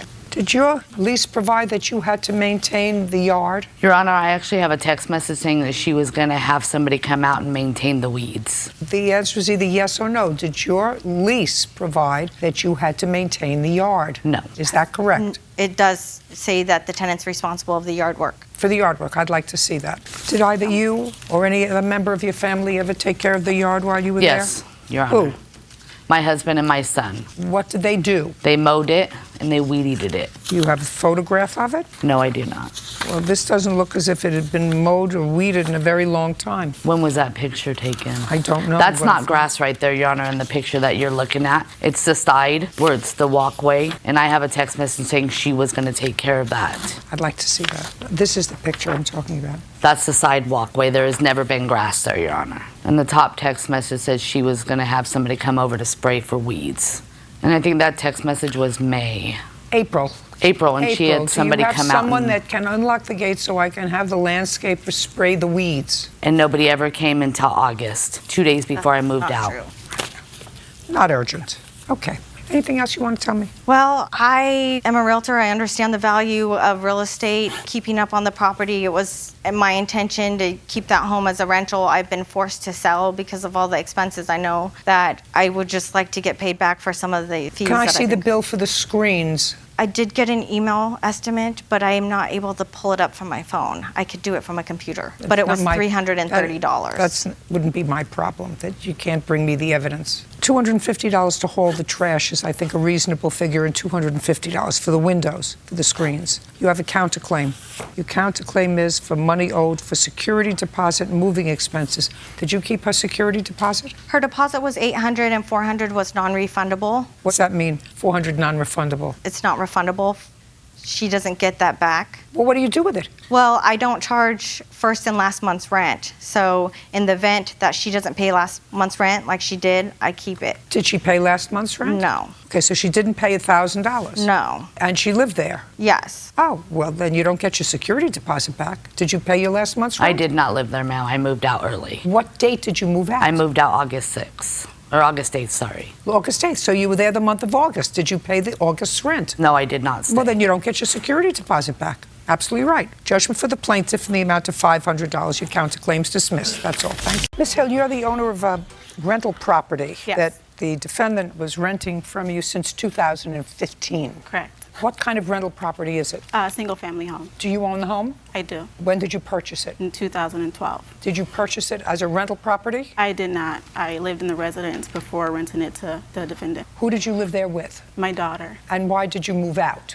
I was relocated for work, so I moved to Florida. How much did you pay for the house? I bought the house from an auction for about $13,000. And did you put any money into it? I did. I put about $20,000 into the home. And you lived in it after you purchased it and after you renovated it with your daughter from 2012 to 2015 when you leased it to the defendant? That is correct. So it was renovated in 2012? That is correct. Is your claim that when the defendant moved out, she left extensive damage in the house? The defendant says there wasn't extensive damage. Whatever was there, it was normal wear and tear. So, do you have photographs of the house from when you moved out? I do not. Tell me when the defendant moved out. June of 2017. And she notified you she didn't want to renew her lease? She notified the property manager at the time. How much was rent? Her rent was $800. Initially started in the first lease as $750. But at the last year was $800? That's correct. Where were you moving to? I was moving back home with my mother to help her out because she had just a few months previous to that had lost her husband, and I was. So you were moving back with your mother? Yeah. How many people lived in the house? Me, my 3 kids, and the other tenant. You had 2 tenants in the house? I had 2 adult tenants, yes. Did the other tenant remain? No, they moved into the property together and they moved out of the property together. Is this someone that you are a friend to? This is my cousin. When you moved out in June, you received, according to your complaint, a notification that you should come out to see the house. That's correct. When the defendant moved out of the property, I was notified by the Did you do a walkthrough with the property manager when you moved out? We did a walkthrough in May when it came out. What day in June did you move out? I moved out June 1st. I would like to see a copy of the walkthrough. They didn't give me no copy. Do you have a copy of the walkthrough? I do not. I just have photos of the walkthrough from the day she moved out. May I see them? Yes. Who's writing on the walls? My 8-year-old daughter. Well, that's ridiculous. Yes, it is. Who told her that that was an appropriate thing to do, to write on somebody else's walls? Each time she done it, she was put on punishment for it. This isn't a one-shot deal of her writing on the walls. She wrote on the walls often, at different times. Mm-hmm. Well, who was supervising her? Who was supervising her? That's my question. You have the answer. She might have been upstairs after she left the bathroom or whatever. Show this to the defendant, please, and tell me who did that to the blinds. Okay, these blinds, I see the pictures, and... Who did that to the blinds? My same 8-year-old. Who did this to the walls? Holes in the walls. By me living there, I will take responsibility for the holes in the wall. Same person I just showed you about the other 2 is the same one who was doing all the damage. What happened to the kitchen cabinets? Okay, where you see the paint coming off at, it was painted gray, and by me cleaning the cabinets with bleach, the bleach, what they did was damage the cabinet, and the paint started coming off, and that's why the cabinets was like that. You have communication from the property manager? Yes. I'd like to see it. That was the afternoon of the walkthrough where... Could you please show this to the defendant? He and the contractor took photos and also gave me the estimate amount of damages. Is she living with you now? Mm-hmm.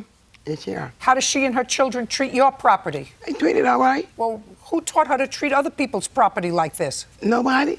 Did you have the place fixed? I have. Do you have the receipts for me? I do. Would you like the receipts or would you like I have a breakdown of everything? Well, I would like the actual receipts. Okay. Did you re-rent the property or are you selling it? The property has not been rented again because of the pest. So when she left the property, she left it infested with bed bugs, roaches, and mice. So on the initial visit to Ohio to take care of the property and restore it, we were not able to do any of the work on that initial visit because when we walked through, we had 5 contractors with us and at least a dozen mice scurried across the floor. We also noticed that there was a roach infestation. We called out the exterminator and then he advised us that there was also a bed bug infestation. Judgment for the plaintiff in the amount of $5,000. We're finished. Mr. Rose, Mr. Mendoza runs a store, a dollar sort of store. Yes, ma'am. A lot of inexpensive little things. And based upon what I read in your complaint, you frequented that store. You went in there. Yes. And you walked in one day and you saw that your picture was up in the store and the picture suggested that you were a shoplifter. Yes, ma'am. And you want to be compensated for that. Yes, Your Honor.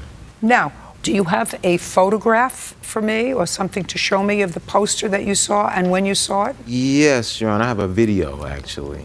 It has no audio on it, just video. And if I could, I want to explain, it wasn't just one day I walked in. Actually, it was a day or 2 after Christmas of last year, December 2015. I came in the store and I had words with the gentleman in the white shirt. I think his name is Caesar. It was about a cigar that they were selling for $1.50 for, and it, you know, it says 2 for 99 cents on it. And we got into some type of verbal altercation. And then I came back 2 or 3 days later for some incense or candles, and I saw it directly as soon as I walked in the store, shoplifter. Okay. So what you feel precipitated putting up this photograph was the argument that you had had with Mr. Mendoza's employee. That is your employee, sir? Yes. Okay, because you raised an issue that they were overcharging for cigars that on the package said 2 for $1. They were selling them for $1.50 a piece. Exactly. Okay. Stand up, sir. Your last name is? Mendoza? Are you related? Yes. he's my brother. You remember having that discussion with Mr. Rose? Yeah, that's happened like March 15. It happened in March? That's incorrect. You think it happened sometime in December? I'm certain it happened sometime. And you're certain it happened March 15? March 15 at 4:15 p.m. And I assume that that tape is going to show that to me. Let me explain to you. The No, tape, no, because you're pretty adamant about the date and the time. date of the... Okay, so you're going to show me something that you Sure. took in December of 2015. I think it was January. It was a couple days after the initial verbal Fine. altercation. And this is the beginning of it. I was just walking up into the store so I could show you where they were displaying it. As soon as you walk in the store, it's right here. Right where? I'm zooming in on it right got there, it. and I happen to be that person right there screaming, because that's when they took the picture of me when I was screaming at them right there with the baseball Is that hat just on. a second? Is You can see that- her clear on my phone, Your Honor. I'd like to take a look at it on your phone, sure. sir, because I can't see it clearly there. Yeah, there was never any incident of me stealing anything from the store. Just a second. And Your Honor, they're not arguing that. I'm sorry. Do you say that you can see your face in this? Yes, Your Honor. That's me. It's a picture, and they're not arguing that it's not me. Okay, I'm just telling you that based upon, I can't see that in here. Oh, okay. I can't see that. I see a woman, I see the back of two people. It's not clear enough for me to see it. But you don't deny that you put up his picture. I don't deny it, no. Okay, fine. Now, what you're going to do is show me, because certainly if you put up his picture and he was never prosecuted for theft. We Was he called ever the police. Was- We called the police that day of the incident. Let me explain what happened that day. He walked into a store and asked for a cigar that it cost $1, not $1.50. That's his first lie. It's pre-priced $1.99. We sell it for $1 at the door. So normally when you walked into a store... No, don't tell me normally. Just tell me what happened. Okay, he asked for a cigar, $1 cigar. My brother put him on the counter. He grabbed the cigar and throw 33 cents and walk out. If that's not stealing, how do you call that? There's no other way to say. Just a second. No, it didn't. And do you have that on tape? We don't have that on tape, no. That was back March 15, and we didn't keep that much evidence on our record. It's just way too much memory on my computer. We have only the picture that we put up there. From March 15? From March 15. Let me just take a look at it, please. And also, Your Honor, we have... Just a second. Is this a picture of you, Mr. Rose, arguing with somebody? Yes, Your Honor. Were you at the counter? Yeah, I was there. You were there. Mhm. Do you want to tell me exactly what happened when Mr. Rose came in? Yeah, he came and I want to explain to you first. I don't speak good English, but he came and asked for cigars. I gave it to him, put it on the counter. When he threw me 33 cents, he walked away. I told him, hey man, this is $1. What? It's not $1. He started to argue with you. And say, hey, if you don't want it, just leave over there. You don't have to argue with me. And no, okay, you overcharge me, sir. The price is on the, it's printed. It's printed on the cigars. And he has tried to argue with me. He's tried to fight with me. He said, hey, No, he come was outside. argumentative. You could see it from this He pic- can explain to you better what's going on that day because he saw the video. He spat on his face. He He spat on my face. He spat on my face. That's total lie. It makes some threats. It That's makes the some reason why threats. we call the police, and we have the police report. May I see the police report, Yes. please? So after this incident, you called the police? Yeah, we called the police. Okay, I'd like to see the police report. Do you have a copy of the police report, Mr. Well, Rose? No, I've never heard of it, Your Honor. March 15th. Exactly, 4:15 p.m. You have any proof, sir, that this happened in December? Well, the incident that I'm referring to happened in December, Your Honor. But there was another incident in March. I don't even know what he's referring to. I've never spat on Okay, him. well, this is you. Yes, You clearly had an argument with him. yes, Your Honor. Okay. And do you have any proof that the incident that you described occurred in December? Is there any proof that you have that it occurred in December? Does your phone indicate that it occurred in December? On the recording, when I recorded it? Yes, it should if it's in December. May I? If it's in December, that would be very relevant to me. I don't know how I would see the date on there. You have no proof. Your Honor, it doesn't show a date on here at all. My witness can attest that when this incident happened that I'm telling you about, like days after I had the altercations, when I walked in the store and saw this picture up, this has just been happening since December. I've been going to this store. I live a block from the store. Yeah, but you were arguing, listen to me, you were arguing with this gentleman in this picture. Clearly, you are furious, Mr. Rose, in this picture, okay? Why you get furious over a cigar, I have no idea.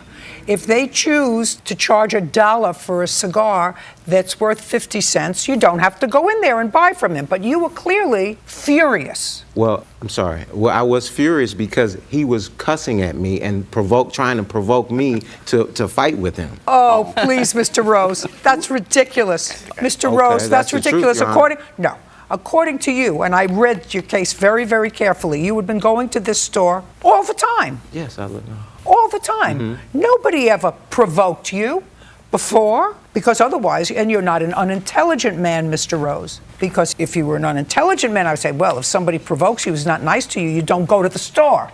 But clearly, you never had a problem in the store before, so if you went and you had an argument over the price of a cigar, that doesn't actually require this. It requires, you know what? I'm not buying this cigar. Well, and you walk away. You say, I'll buy my cigar someplace else. What do you want? Yeah, well, excuse me. You weren't here. No, I wasn't Well, there. you weren't there because you're nowhere in the picture. Right. Sit down. Okay. And they think it's a joke. I mean, Your Honor. No, I don't think it's a, Mr. Rose, I don't think it's a joke. But clearly an incident happened over a cigar that you wanted to purchase, that you got very excited over. This man says that what you did was take the cigar and leave with it and threw down what you wanted to pay for it, which was 33 cents. They called the police and made a report immediately. Now, the only other question that I'm going to ask, which may be dispositive, when, for the first time, did you decide to sue them? In what month and year? September. This September? Yes, Your Honor. Yeah, your case is dismissed. We're done. I don't believe you. Mr. Spack, you were hired by the defendant to do some renovation in her kitchen. Is that right? Yes, correct, Your Honor. Is that your profession? Yes. You're a general contractor? What do you do? I'm a general contractor, licensed, insured, bonded in the state of Washington, and I range from interior, exterior work, and some landscaping as well. Okay. Do you work for yourself? Correct. You have employees? Yes. How many? One. Is that a full-time employee or part-time? Correct. Full-time. When did you contract to work for Ms. Bookie? I believe it was April 12th. Do you have a written contract with her? Yes, I do. I'd like to take a look at it. So there is multiple contracts in here. There's one that I got original that was later revised due to requests from Miss Bookie. And then I have a final invoice after. Not a final invoice. I want to see a contract, not a final invoice. This isn't a contract, sir. Contract is signed by two people. Do you have a signed contract? No, I don't. I have her agreement on text message, and I have the text message right here. I'd like to take a look at it. I want to see the bid that you were talking about when you said, okay, give me a second. I need to look at the bid. And then you said, sounds good. Yes. What bid was that? That was the final contract. I'd like to see it. So now I'm going to read to you, sir, what this is. This is Lake Washington Services. That's you. Correct. This is what you sent her, not what you wrote in. This is a clean copy. Because what you're suing for is you're suing for work that you did. She told you she didn't want you to work at her place anymore, and it is your claim that you were practically finished with the job and that she didn't pay what she had promised to pay you, but gave you, you say, $300 in cash? Correct. It was actually $500 in cash. You should have given him a check. Correct, Your Honor. Right. I learned my lesson. Did you install the kitchen ceiling drywall with a popcorn texture finish? That's No. either a yes or no. No. No. Did you install drywall on the short wall near the stove? Yes. Did you remove 2x6 boards and install drywall? No. Did you paint 2 coats of paint on the ceiling where the drywall is replaced? No. Did you install drywall over existing doggy door? Yes. So what you did was according to you, was $300 and $175, or $475 of this contract you did. That's not 90% of the job. You see, your complaint, sir, says that I only had 5 hours left remaining on the project. Well, the main things on this thing you didn't do. The installing the kitchen ceiling and drywall for $13.50 you didn't do. Remove the 2x6 boards and install drywall for $7.50 you didn't do. Paint 2 coats of paint on the ceiling when the drywall is you didn't do. That all sounds like more than 5 hours worth of work, sir. Do you understand where I'm going? Yes. Now you did $475 worth of work. She says she paid you $500. You say she paid you $300. Let's cut it somewhere in the middle at $400. Because so far your complaint is inaccurate, right? Can I please make a statement, Your Honor? You can make whatever statement you like, but in the complaint you said to me, what you swore to is you had just a few hours left to finish the job. Most of this job wasn't finished. There was some change orders, which I have on text message as well. The 2x6 boards did not need to get removed, so I docked some money off of that. Drywall was installed after. Erin Bookie, she removed the boards herself, so some money got deducted. And then the the drywall on the ceiling was fully installed, taped and mudded, and it needed texture, and the texture did not get done because I was fired Monday, the day before I was set to finish. So far they owe you $75, plus materials. Materials were $350. Let me take a look at the bills for materials. Do you have them with you? No, I don't. Why not? They're with my bookkeeper inside QuickBooks.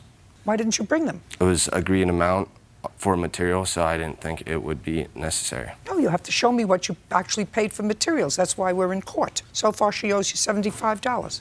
You were unhappy with the work? Correct, Your Honor. Got it. Judgment for the plaintiff in the amount of $75. We're done. The facts in the case are not unusual. They come from people who have not clearly been watching my program for the last 22 years because it seems that the two of you lived together without benefit of marriage for a long time. Mr. Williams, you came into some money as a result of a settlement from workman's compensation. You purchased a house. Yes, ma'am. And the house was purchased with all of your money. Correct. And the mortgage on the house is in your name. Correct. And you added Miss Emmerich's name to the deed, according Yes, to ma'am. you. Miss Emmerich did not put in any money into the house. No, ma'am. She doesn't even allege that she put in any money into the house. So now the house legally belongs to the two of you. Correct. And in addition, you were a really nice guy, and you said, here is some money, according to you, to furnish the house. You gave her $30,000 and you put it in her account, and she went out and she bought all kinds of stuff for the house. Yes, ma'am. She says that you gave her the $30,000 and she went out to furnish the home to make it into a home. Then the two of you split up. And now the home is a problem because if the home had been in your name, Mr. Williams. Yes, ma'am. Since you were the person who paid for it, since you Yes, were the ma'am. person who has the mortgage for it, then there would be no problem. You would probably do the gentlemanly thing and say to Miss Emmerich, listen, we've been together for 9 years, but it's not working out. I'm going to give you time to find a place to live. So instead, the two of you resorted to filing orders of protection against each other. Yes, ma'am. Which was ridiculous because the first thing an order of protection is supposed to do is really protect people, and neither one of you was being threatened by the other. Correct. With the exception, no way, with the exception of the fact that you wanted the house. Oh, that's what you did. You got him out of the house. Don't say no. That's right. I'm telling you, yes. You filed for an order of protection, and he was ultimately put out of the house and was out of the house for a while. He filed an order of protection against you. He filed one against me first, ma'am, and it didn't go through, okay? He's lying again. Just a No, second. ma'am. Did you file an order of protection against him? After the fact, he threatened when I caught my daughter in the bedroom behind the door when I put laundry in the washer that was downstairs where his That is room not is, when he threatened to hang me and burn me alive in the basement. Miss Emmerich, listen to correct. me. Whose house is this? It's both of ours. Well, unfortunately, you are correct. That would be your fault. Yes, ma'am. I understand this. And unfortunately, all the courts can say to you, Mr. Williams, is because you were foolish enough to add Miss Emmerich's name to the deed is That was a That- commitment. We that went would do shopping together. for the house together. I was supporting him for many years. He got that settlement after falling after 3 days on a job, okay, Miss ma'am? Emmerich, his settlement, his money. All I'm telling you is that 10 the only years thing that the only living thing off me.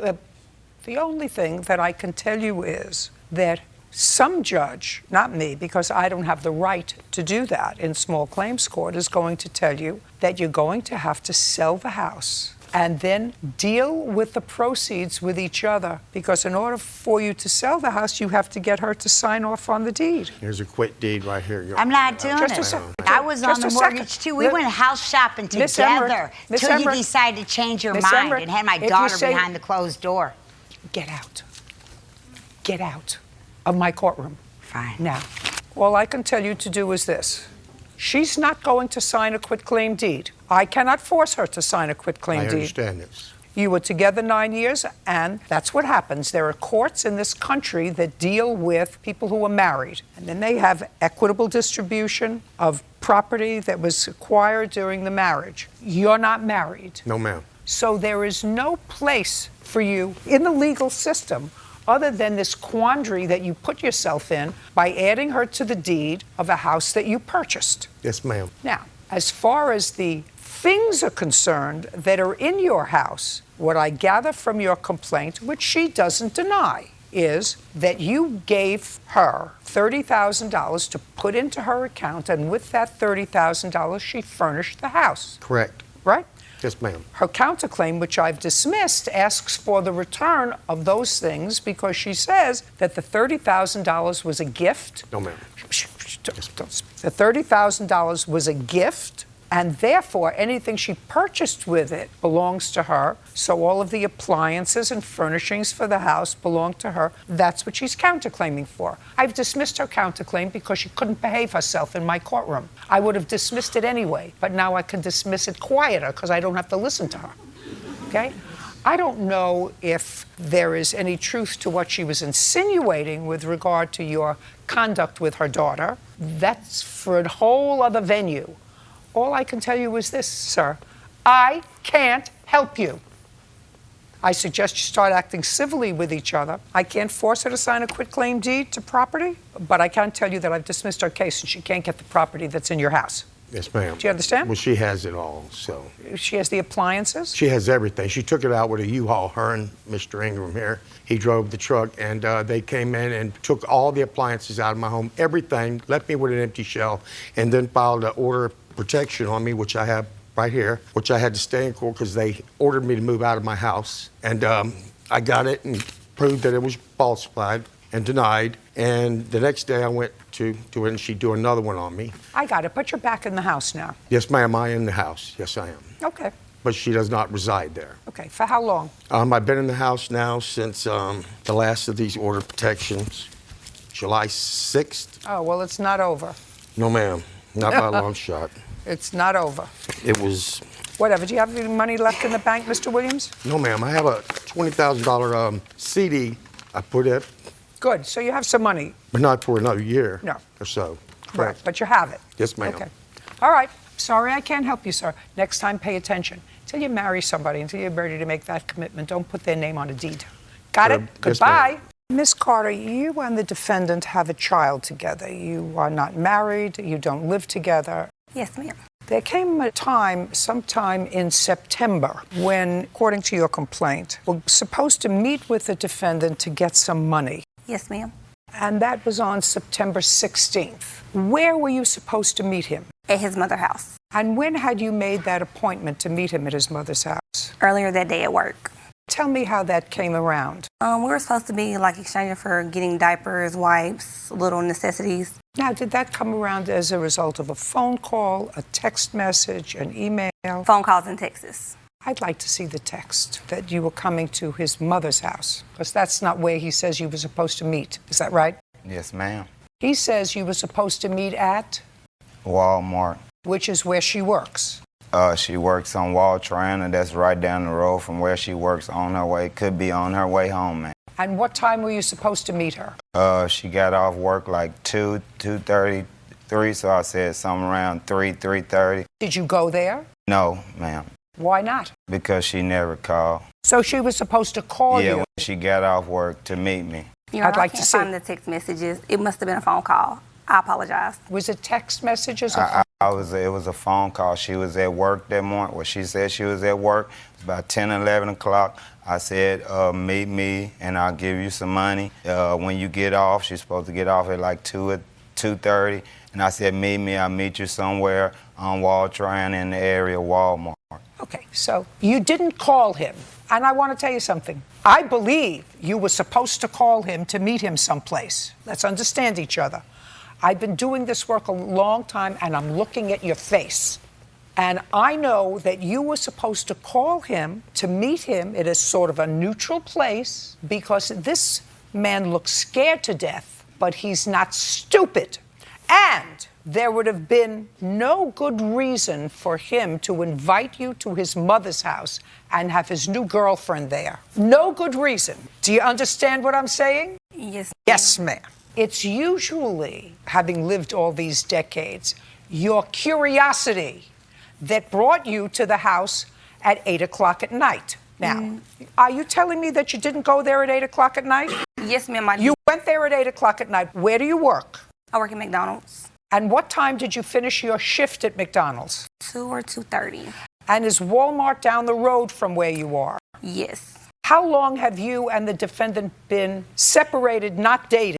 Since July of 2016. And when was the baby born? October the 20th, 2014. From 2014 to July of 2016, was he giving you any money? Every now and then. When you asked him? Yes. So you never had any need or want to go to court to finalize a support order? No, ma'am. Between 2014, when your son was born, and July of 2016, where had you always met to get money from him? His mother house, my job, we would go everywhere. Give me the month and year you went to his mother's house to get money from him. September 2016. Not this date. No. Before this date. Yes, ma'am. What was the date? September the 4th. You remember that? I don't recall, Your Honor, but I'm not saying it's wrong. Okay, so September 4th, you went to his house at what time? It was probably around 3 or 4. Was he home? He was there, yes, ma'am. Did he give you money? Yes, ma'am. And you had arranged with him to come over after work? Yes, ma'am. By phone or text? It was probably by phone, but I didn't call him when I got off. I just pulled up after I picked the kids up from the babysitter. Well, how would he know to have money for you, unless you had a conversation with him before that you were coming over? It's just we'll talk like before I go to work, and I'll just come after I get off from work. Fine. Sometimes we Just call. Yes. Now we're getting tacky. She stops when she passes and sees my car, so she don't think she has to call. But just because you see my car there, you just pull up and walk in. That's not okay. Have you told her it's not okay? Yes, ma'am. Okay. Several times. How long have you and this young lady been dating? Almost a year now. When was the last time you told? I'll Put your hand say down. 8 When was the months. last time you told Miss Carter it's not okay just to drive by and come in? I say July. Have you told her that once or more than once? More than once. Did you tell her why? Because you never know what's going on. They might have somebody there. You never know what's going on to just pull up at someone else's house. It's not my house. Whose house is it? It's my mother's and stepfather's. No, ma'am. You don't live there. Where do you live? It's not too far, like 15 minutes away from me. But she passes your mother's house. Because she stays, her house is past. She had to pass my mother's house to get to her She has house. to pass. I got it. So she passes your mom's house in order to get to her house. Yes, ma'am. How far is your work in minutes from his mother's house? Probably 10 minutes. And how far is your work from, let's say, the Walmart parking lot? About 5 minutes. So it's easier to meet in the Walmart parking lot. Yes, ma'am. So let's go back. September 16th, 3 o'clock, you're finished with work, you go to bed, the babysitter, you pick up the children, and then where do you go? They actually go to daycare during the week, What? and they don't get out until 6. Both of them go to 2 different schools. What did you do from 3 to 6? From 3 to 6, I went grocery shopping. I took groceries home. We had a seafood boil at my friend's house. Yeah, just a second. You're talking very fast. I asked you, what did you do from 3 to 6? I went to Walmart and went grocery shopping. So that would have been easy for you to meet him at Walmart. I do believe I called his phone and he did not answer. No, that's a fibber. So you went grocery shopping from 3 to 6. Is that what you're telling me? Not all the way till 6. It was about 3 to about 5 o'clock. Okay, and then where did you go at 5 o'clock? I went to Indian Creek to pick up my oldest son, and I went to La Petite to pick up my baby boy. Then where did you go? You went for dinner someplace with your children. And then what did you do? I called him, and I don't think he answered, so I just pulled up at his mother's house. Just a second. So he called and you didn't get an answer. Which is typical for him. It happens all the time. Evidently, it didn't happen on the 4th of September. You managed to hook up then, right? Yes, ma'am. Okay. Now you're going to tell me the story that you want to tell me. You pull into the house. You saw his car. It's 8 o'clock at night. Your 2 children are in the back of the car. You get out of the car. You leave the 2 children in the back of the car. Yes, ma'am. You go to the front door. Yes, ma'am.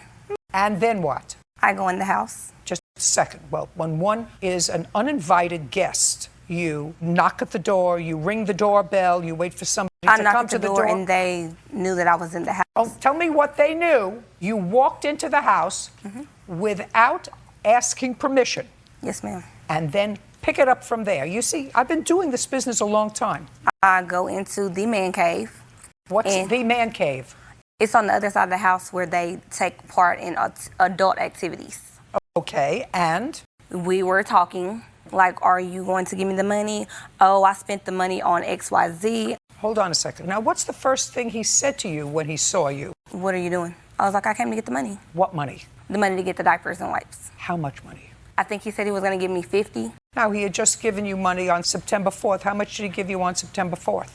Probably 50. Not 50, not probably. How much? 50. Okay. And he said? I don't have the money. Is that what you said?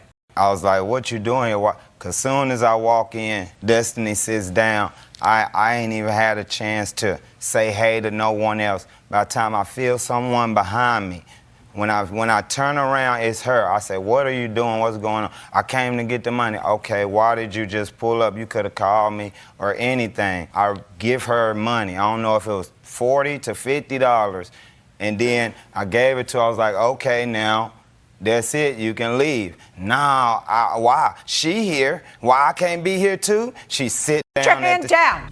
Go ahead, sir. She sit down at the table. From then on, it was an argument for 10 to 15 minutes. I want you, since I'm not going to get the story here, Yes, ma'am. I would like you to tell me what the argument was. She sat down at what table? At the table where everyone was playing cards there. How many people were there? Like 8. That's just in the man cave part. Was your girlfriend there? Yes, ma'am. What about your parents? Yes, ma'am. My mother was on the other side of the house. My stepdad was in there with us. Any brothers, sisters? My brother was there and my sister was there also. She started talking to my sister, Amanda. This was the problem. When I came in, they having a little get-together. I'm just stopping by to say hey. So I'm coming in. Stop shaking your head. It's annoying. I'm coming in on their get-together, okay? And then as soon as I walk in, I haven't even sit down yet, and I'm already making an altercation. Is what you're saying, sir, you came in with your girlfriend? Yes, ma'am. Shortly before she came in? Yes, ma'am. About what time? I say 7:57, and at 8 o'clock she was behind me. Okay. I think she was sitting across the street waiting on to see if I was gonna pull up or not. I don't know. Okay, now that you know that I know, do you understand? I want you to know that I know. Now we're going to pick up from the fact that you went into the house uninvited. You knew the house, you went to the back of the house that they call a man cave. He's there and his girlfriend and maybe another couple of people. He said there were 8 altogether. Now I want you to pick it up. And understanding, I know what went down there. Okay. Go. As I'm talking to his sister, he grabbed Now, just me. a second. So now you're talking to his sister. Mm-hmm. What were you talking to his sister about? Going to the club. Going to a to what strip club down the street. You wanted to go with her to a strip club? She was talking about she was going. I told her I would probably be there too. Oh, and you're having this so you're having this long conversation with her in the house. Yes. And your 2 children are sitting in the back seat of the car. Yes, ma'am. Alone. Yes, ma'am. You got where I'm going? Mm-hmm. Mm-hmm. So now I don't believe at all that he said to you, I don't have any money. I believe he gave you money because otherwise you wouldn't be sitting having a discussion with his sister about meeting up with her later at a strip club while your 2 children are sitting alone in the back of the car. We understand each other? Yes, ma'am. Yeah. Pick it up from there. At that time, he reaches and grabs me by the hair, pulling me to the floor, dragging me out the house, kicking, pulling my hair, trying to hit me, all that. You're a trespasser in the house. First of all, I don't believe you. I have pictures. About 10 minutes. And how old are your children? 6 and 2. So you left a 6 and a 2-year-old alone in the back of the car while you were discussing with his sister going to a strip club later on that evening. Is that what you're telling me? Yes, ma'am. I have a police report. Now, Mr. Fitchard. Yes, ma'am. She says that while she was talking to her sister, you grabbed her by the back of the hair and pulled her out of the house, kicking and screaming. Is that what happened? No, ma'am. You want to tell me what happened? Yes, ma'am. Okay, I asked her to leave like 3 or 4 times. Then I stood in front of her. I said, please leave. I pointed to the door 3 times. By that time, about the 3rd time, I'm cussing. I'm like, freaking leave. Okay, by that time, she go to jump up and lunge at me. When she lunge at me and go to grab me, I grab her hair and hold. And by the time I grab her hair, the whole time, it is 8 people just knowing we finna fight. As soon as she lunged at me and I grabbed her, 6 people grabbed both of us. No one of us can move. She's down because I was holding her hair, ma'am. But that's it. She's punching, kicking. Then she locked on my knee, biting me. And then eventually they pulled her off of me, and my mom and my sister and someone else escorted her to the car. I sit in the house like 3 to 5 more minutes. She is out there going crazy. Both of us wants to leave, so I tried to leave, and she pulled her car in front of mine. That's what started the altercation where I had to turn my car around. Your car was in first. Did she pull up behind yours? No, ma'am.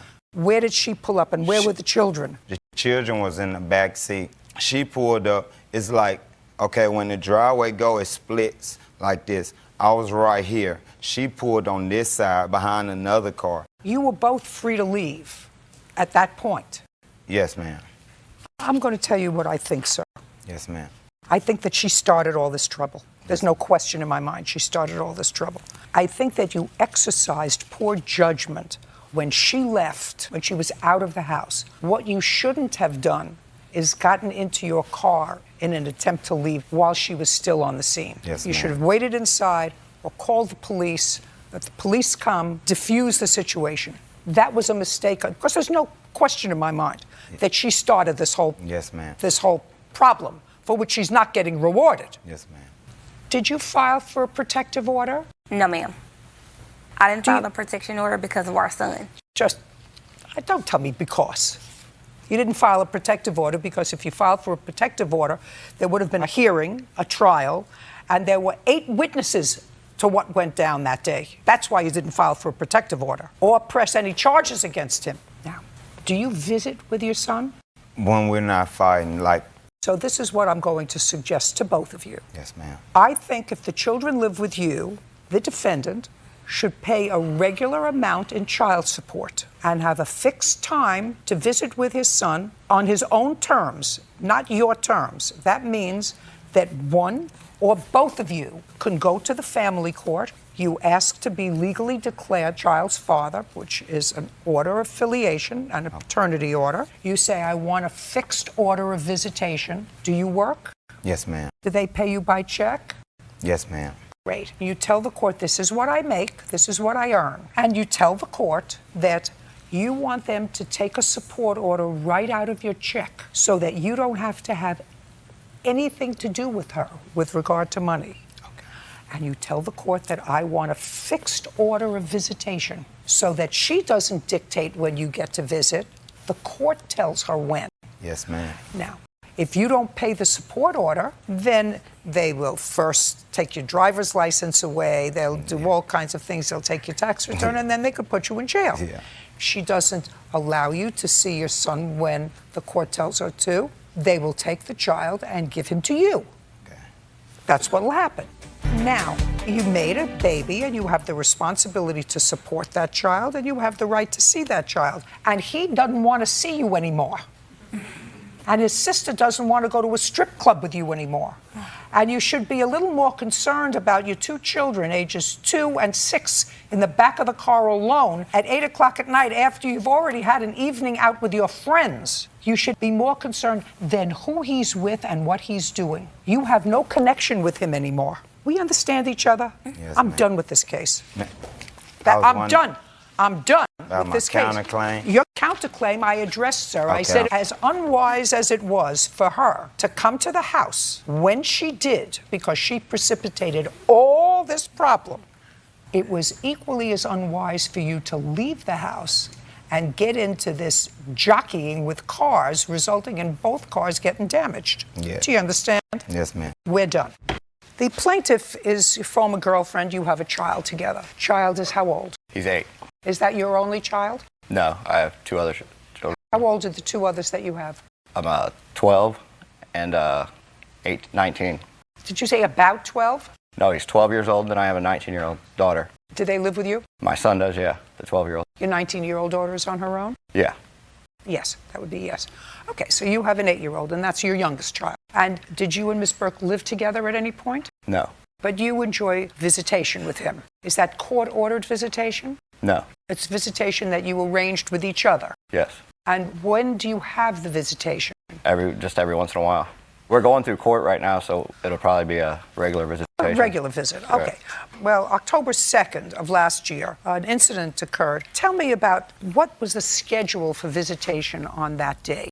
She was supposed to drop him off with me for 2 hours, and so... What time?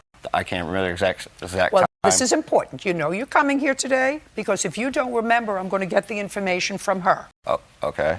She was supposed to drop him off. Right. Is there any reason why you weren't picking him up? No, she was dropping him off, and I was taking him back. Do you live far away from each other? About 30 minutes apart. Okay, so that was the arrangement. She was going to drop him off. Right. And you don't remember the time? I don't remember exact time. Do you remember the time? Our arranged time didn't work out for either one of us. So he told me to give him a call before we left, and that's what I did. I just called him and told him that we were going to be on our way. That was about 4:30. Do you remember that conversation? Yes. Now you do. Okay, so now I'm coming back to you. So she said we're on our way and it takes about 30 minutes to get there, which means that she should have gotten to your house at about 5 o'clock. Right. Did she get there at 5 o'clock? And what were you going to do with your son for those 2 hours? We just went and hung out, and I was going to take him to the park, but he wanted to shoot. I took him to shoot a BB gun. Did you discuss that with his mother? No, I sent her pictures of it, so she knew what was going on. So you sent her a picture of him shooting a BB gun. And where was your 12-year-old at the time? He was right beside him shooting a BB gun. And then you decided to take him home. Yes. But you decided to take him home a little early. No. No. No. Are you sure? Yeah, I'm sure. Well, you say in your answer, I know I got that from someplace, she said, when I arrived, she was upset that I dropped him off early. No. That's what you said in your she answer. said it was early, but it was way later. What time did you drop him off? I don't know. It was nighttime. I don't know exact time. I guess you can get that off the police. I'm going to go back to her. What time did you get a call that he was bringing him back? Oh, he was contacting me, and he after 6 already telling me it was time to that I needed to get home. That we were. It wasn't until about 7:30. That's very confusing to me, what you just said. That was a mumble. What time did he call you to say he was leaving? Or he was text text you? messaging me from 6:30 on. So from 6:30, and he had visitation for 2 hours. I told him I would come pick him up at about 8:45. Oh, so when you dropped him off, you said to him, I'll pick him up. And I text messaged him also. No, don't text. What was your initial arrangement? You see, what he says is you dropped him off so that he could have visit, but you really wanted to drop him off so that you would have some free time. Yeah. To have a date or whatever, which, Mr. Kelsey, is okay. Yeah, it's okay. Right? That's okay. Right. You're not together anymore. She can have a date, and you can be a babysitter. Right. Right. Yeah. Now, so I'm going to come back to you. Did you get the message from her, either verbally or by text, that she would pick him up at about 8:45? Yeah. Yeah. Yes. But I already had my day planned, and I had things to do, and I was supposed to do Just a second. What did you have to do? Well, the agreement. Not the agreement. What did you have to do? I was helping somebody move that night. That ain't a good. Huh? Huh, it's not an answer. What was the name of the person that you were going to help to move that night? Bob what? Bob what? Get on your phone and give me the number. Get on your phone and give me this Bob's number. Because I'm going to call Bob. And you know what I don't like? What's that? I don't like to get up from this bench and go back to the phone. If Bob isn't going to tell me, I don't know what he's talking about moving. I haven't moved. You want me to call him, you're saying? Okay. No, I'm going to call him. You Look can at call me. him. Mr. Kelsey. And it was Mr. Bob. Look at me. Yes. Say, I'm sorry, that was the wrong night. I wasn't helping anybody move. I'm sorry that was the Say wrong to me, I'm sorry, that was the wrong night. I wasn't helping anybody move. Why am I saying that? Because okay, I'm sorry, that was the wrong night. I wasn't right. helping anybody move. Okay. So I don't understand now why I'm saying she that. was. Hey, I'm way ahead of you. I know exactly what it's all Okay. about. Put your phone away. Put it down now. I've been doing family court work for 40 years. Have you? I know exactly who you are, and I know exactly what she is. She wanted an evening out. She has. How many children do you have? One. One, an 8-year-old. So, be nice if the child was with his father for one night. She didn't have to worry about him. Maybe could have a date. And she said, and even though you were only supposed to have him, according to you, for 2 hours, I assume it's not a burden to have your 8-year-old son, sir? No, it's not at all. And you were out shooting BBs with him from 5 to 6. Did you give him dinner? Yeah, he ate. Yeah, just a second. Not what I asked you. Did you give him dinner? Yes. Okay. From when to when? I don't know. I wasn't sitting and watching the clock the whole time I had him. Now I know exactly who you are. Who? I know exactly who you are. You do. So when she texted you and said, I'll pick him up at 9:15, which is what you agreed to, because she's got that on her phone, what did you say to her? I said, that wasn't the agreement. You said 2 hours. I said, I'll be bringing him back. She didn't text me like that. She said, I'll be bringing him back when I'm done going out and partying. That's what she said. She said she'll pick him up. Huh? Not you'll drop him off. She said she'll Yeah, pick she'll him up. pick him up, but that Just a wasn't the second. agreement. I know it wasn't your agreement. I'm just trying to figure out, so why you think that spending an extra 2 hours with your son is a burden. It wasn't a burden. What was the trouble? If you were supposed to have him from 5 to 7, and she said, I'll pick him up, so you don't have to drive a half hour there and a half hour back. I'll pick him up from your house. I don't understand why you had a problem with that. I didn't have a problem with it. Then why did you take him home? Well, because the 2 hour agreement was passed, and I took him home like 3 hours later. Just a second. We're not talking about agreement. Okay. Then if she said, I'll pick him up, why did you bring him home? Because it was time for him to go home. Okay, I got you. So I said, I got you. So what time did you get him home? I thought it was almost around 9 o'clock. No. Okay. Just a second. You thought it was 9. What time was it? 7:30. Okay, so at 7:30, you drove him home. Yes. Now, since you seem to have a memory loss about the times in the evening, because that's exactly what it was, because you said, I'm supposed to have him for 2 hours. Not more than 2 hours, 2 hours, and I'm not babysitting with him while you go out, while you have a good time, while you have somebody in your house. I'm not doing that, so I'm bringing him home at when we said in our agreement. Oh. Just for my own information, Mr. Kelsey, prior to October 2nd, when had you last spent time with your son? Well, every time I go. Shh. I need a date. I don't know. Prior to October 2nd. Okay. When had you spent time with him? That would be sometime in September. When in September? September 31st. Is that right? It was about 2 years prior that 2 years? That you had taken him. She's not. That he had taken him and had some one-on-one time. He's talking about just swinging by. I'm not talking about swinging by. I wanted him to have one-on-one time. Just a second. Don't tell me what you wanted. You want a little time out. That's okay. That's okay. That's fine. These texts she's saying I'm sending, do you know, she gets on a text messaging app and makes these texts up. When was the last time? I've got my phone records. When well, was good, get the phone records. I want to know when was the last time prior to October 2nd that you prepared dinner for your son at your house? Prepared dinner for him at my house? That's my question. I've never prepared dinner at my house for him. She hasn't ever at her house either. She don't know how to cook. Oh. Okay. I don't. Very good.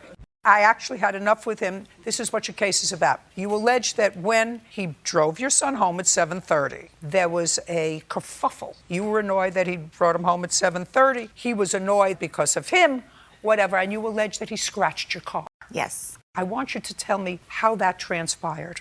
So he was text messaging me, be home. I pulled up and I stayed out. You pulled up where? In front of my home. So you come home and you pull up in front of your house. Right. And I didn't even get out. I stayed in my vehicle because I figured Jackson had not eaten. So I was going to just take off after he dropped him off. So he comes speeding around the corner and slams on his brakes. Now we're, like nose to nose. And I get out of my vehicle to go to the passenger side to get Jackson out of the car. And he, at that time, exited his vehicle. So now we're crossing paths. Jackson had fallen asleep. So I was waking him up. I look over and he's all leaned into my car. Ryan is. And I didn't know what he was getting. And most likely my phone, he takes things.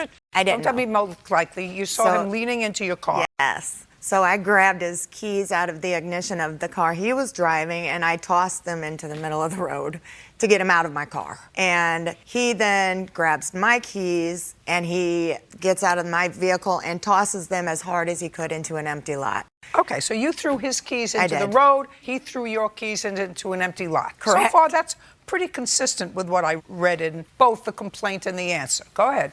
So I tell my son, baby, you know, he's awake now, baby, go sit up on the porch. I had to get my keys to get the house key. I went towards the empty lot to find my keys, and Ryan was, you know, yelling pretty derogatory terms to me, and I turn around, and that's when I saw him. He was coming around the passenger side front fender, and he gets something out of his pocket, and did this motion like a knife, I thought, and he goes across my front driver's side. Do you have pictures of your car? I do. I'd like to take a look at them. And I'd like to see the police report as well. Okay, there's pictures, and there's the police report.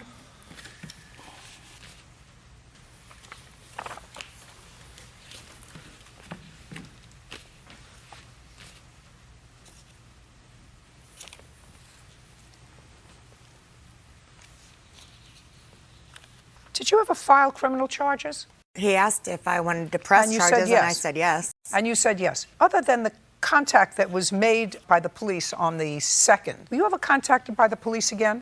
No. With regard to this? No, she dropped the charges the next day. No, I didn't. Oh, Show me. Did she drop the charges? Yeah. How would I have that? The police? Well, I never got a warrant out. Then you don't know what happened. Well, a warrant never came out for me. That doesn't mean she dropped the charges, sir. Well, she told me the next day she dropped the charges. I did not. Oh, no. Yeah. You are such a liar. Then how come I never got charged for it? Because they may have had other things to do than get in between you two idiots who had a fight in front of your 8-year-old. Yeah. Right. Right. Exactly. You have to pay for the scratches on the car, you fool. Every time I go around her, there's a fight. Fool. Hey, would you like to see some of her text messages to me? No, I don't 'Cause want to got- see any text I got messages from her. some I things think here you're a that'll big change your mind baby. about her. I think you're a big baby. Judging for the I wish plaintiff I for could the play a amount couple of of $549. We're done. Mr. Guadrone, this used to be your friend or your girlfriend or a casual acquaintance that you met on the internet? Yes, Your Honor. And you had, according to you, a short relationship. Is that where you met him on the internet? Yes, Your Honor. Okay. It's your claim that she vandalized your car once you ended the relationship. That's what the case is about. She vandalized your car by keying it. Ms. Perez, while she sort of acknowledges she was in the general vicinity of where your car was, said that she never touched your car. That's probably because you have a lousy character and many female enemies that somebody did that. So I want to ask you a few questions, and then I'm going to Ms. Perez because I've read her answer very carefully. You did write an answer truthfulully, correct? Yes, Your Honor. Great. You met Ms. Perez when? Month and year. It was May the 26th, 2016. And when was the first time you met her in person? It was the same day, actually, that I met her online. Okay, well, life is different, now. It's kind of hard for me to relate to that. I know it's equally as hard for Officer Byrd to relate to that kind of meeting.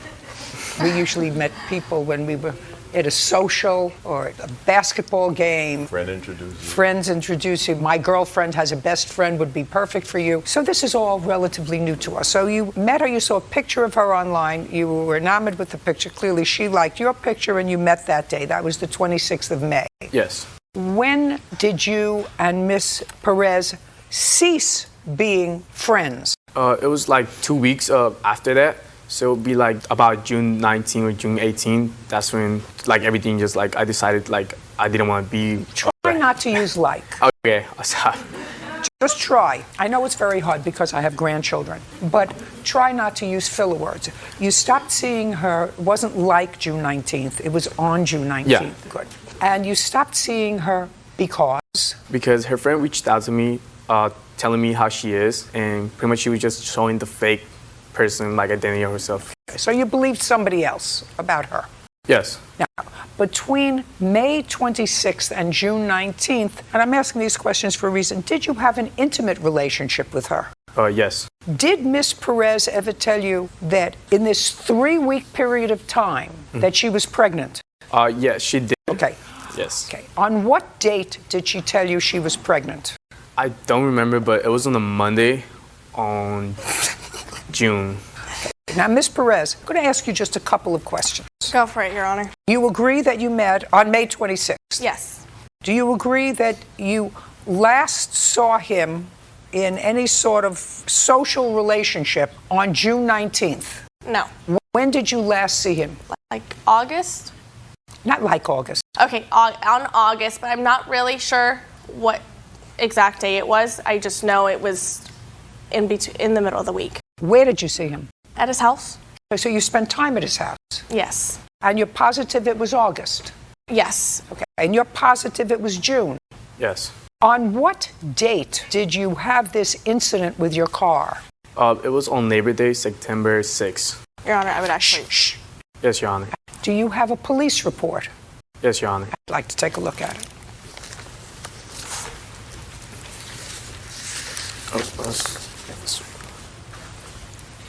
Both of them? Yeah, all 3 of them. This should be 3. Thank you.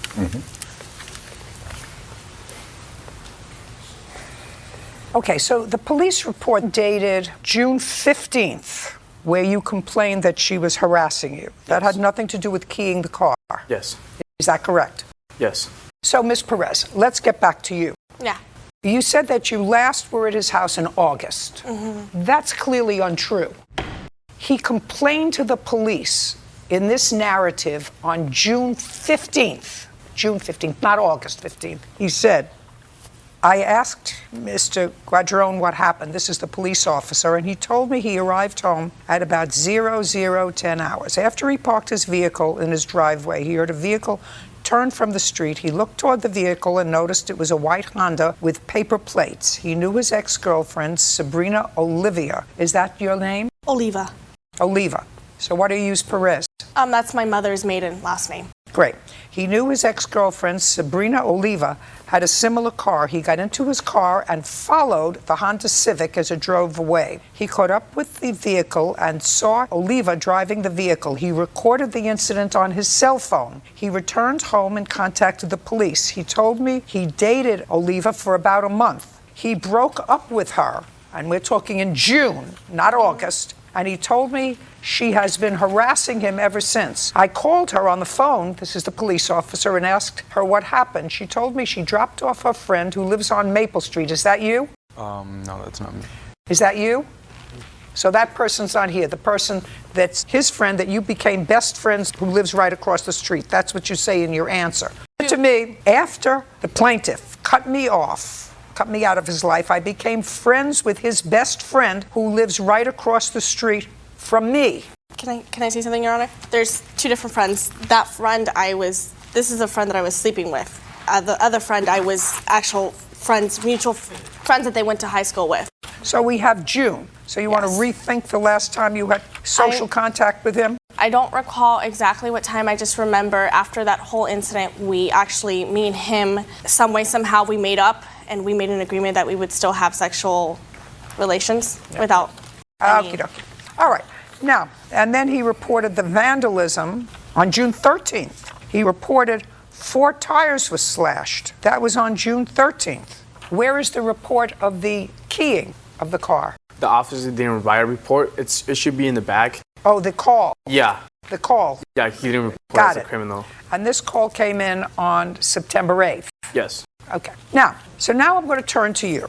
Now I've got some idea of what's going on and who's a lunatic and who's not. So you want to tell me on the date of this incident, which was what date? September 6th. You were at a friend's house. Yes. And what's his friend's name? It's Isaiah's and Joelle. You went to Isaiah's house. And at some point, Isaiah asked you to leave, according to you. Yes. And the reason he asked you to leave is because the plaintiff was coming to the party. Mm-hmm. No, uh-huh. Yes. That would be a yes. So he said to you, I really think it's a good idea that you leave because, what's your first name? So he said to you, I really think it's a good idea that you leave because, what's your first name? Brian. Brian is coming. I don't think it's a good idea that you be here. Now, when you left, did you leave by car? Yes. Where did you go? Across the street to my house. So you got into your car to drive to your house across the street? Mm-hmm. He lives in like a high-rise building, and then I lived in condos. I lived in a condo like right next door. It's like a gated condo, so I can't just walk there. And you went to your house? Yes. At what time? Around 11:30. In the morning or at night? Night. Was anybody home when you got home? Yes. Who? My father. But then you decided to go back out again. Mm-hmm. Not that's not Yes. Yes, Your Honor. And where did you go? I went back to Isaiah's house. Isaiah's house. At what time? It was really very shortly after that, like around 11:45. So you went home for 15 minutes and then you went back to Yes. Isaiah's house. And in order to get back to Isaiah's house, you had to go to your parking space, get your car. Yes. Go to Isaiah's house, who lives in a high-rise, find a parking space. No, there's where everyone parks. It's just like a big parking lot. And what did you do there? They asked me to come back. And, who asked you to come back? Isaiah's. Isaiah called you. Isaiah called you. Texted. Texted. I'd like to see that. Oh, I deleted all of their messages. Why would you do that? We were all arguing. There was a big fight after that. Well, that would be all the more reason to hold on to the text messages. I have a couple of screenshots of when Brian reached out to me about the whole incident, but I went back there mostly we were all friends. I mean, I made mutual friends. You weren't friends. They asked you to leave. When you came back and you drove over there, did you go back into the, just pay attention, did you go back into the house? Just a second. No, I didn't. I picked up another friend of his. Just a second. You did not go into the house. I didn't. Well, which friend texted you? Joelle. Joelle texted you? Yeah. I'd like to see it. I don't have anything of that. Okay. You have a recording or whatever Yes. of the defendant, Yes, Your Honor. Miss Oliva, Yes. admitting that she keyed your car? I have the text messages. The video I'd like to see it. Yeah. This is a video pretty much showing how aggressive she could be. I don't want the video.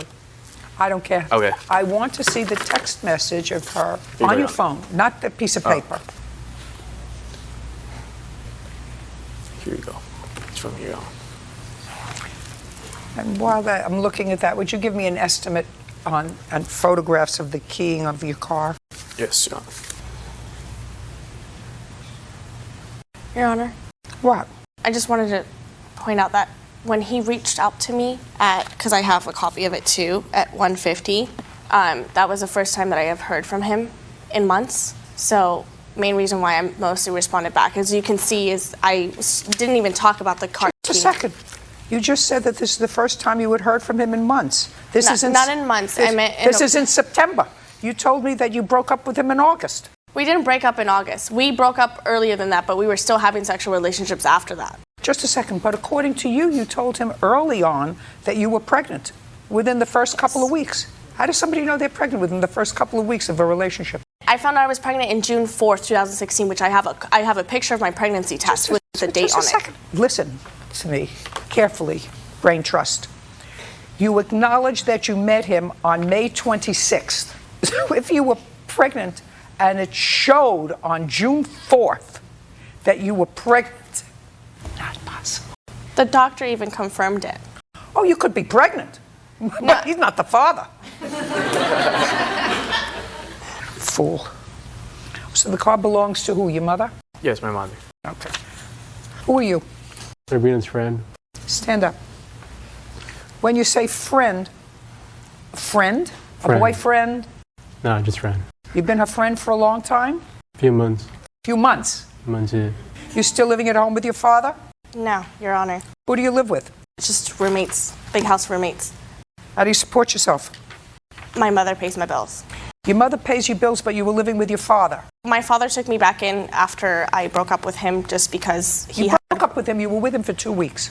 Well, yeah. After we ended our little fling, he had girls try to get back at me. To me. I don't care. I know you don't care. I know you don't care. I'm asking I know you, you live with your father, but your mother pays your bills. And I'm just questioning that. Yeah, my mom pays my bills.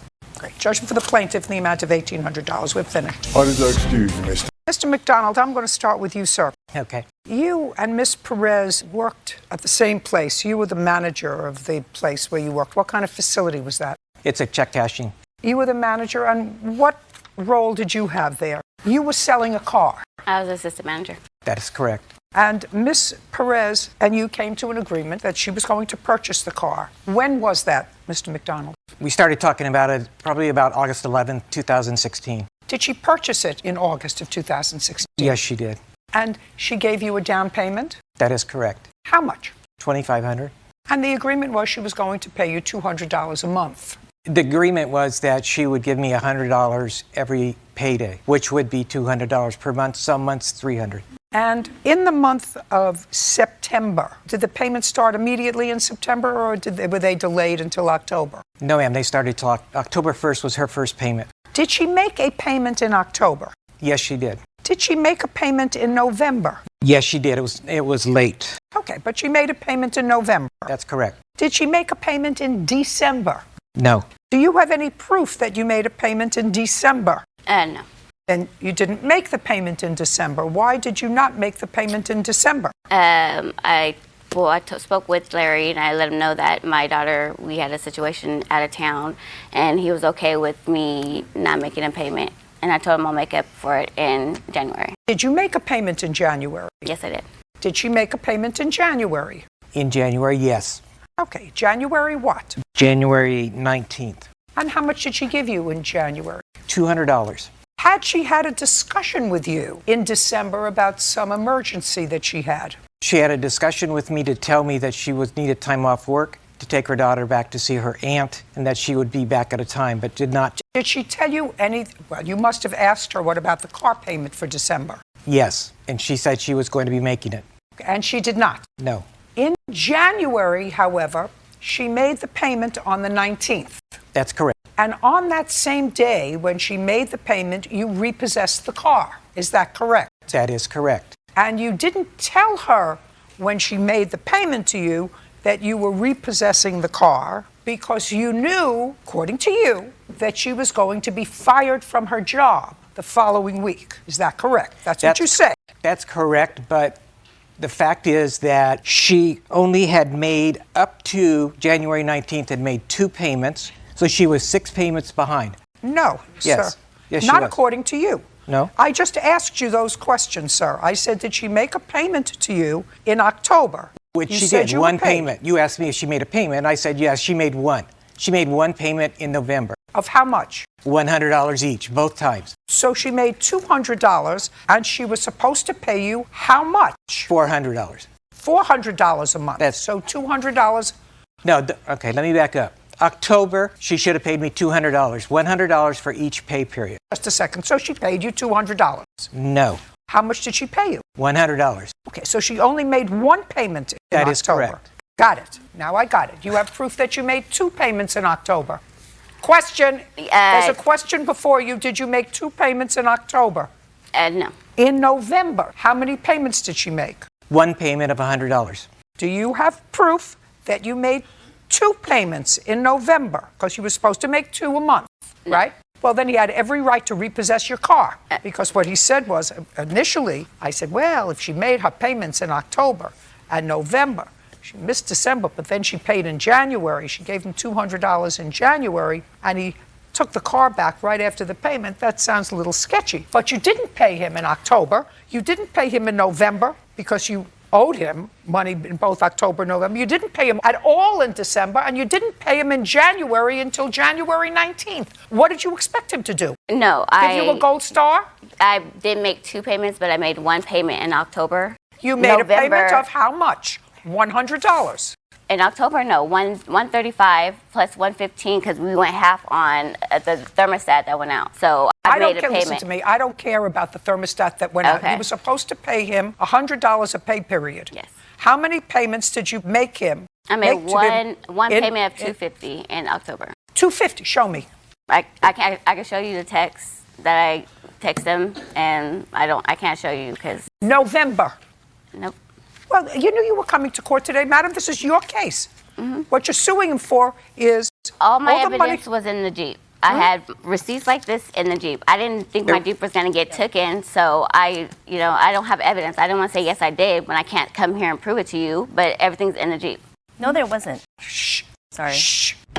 There was nothing in the Jeep that was not given back to her. Everything that was in the Jeep is. Sorry, Miss Perez.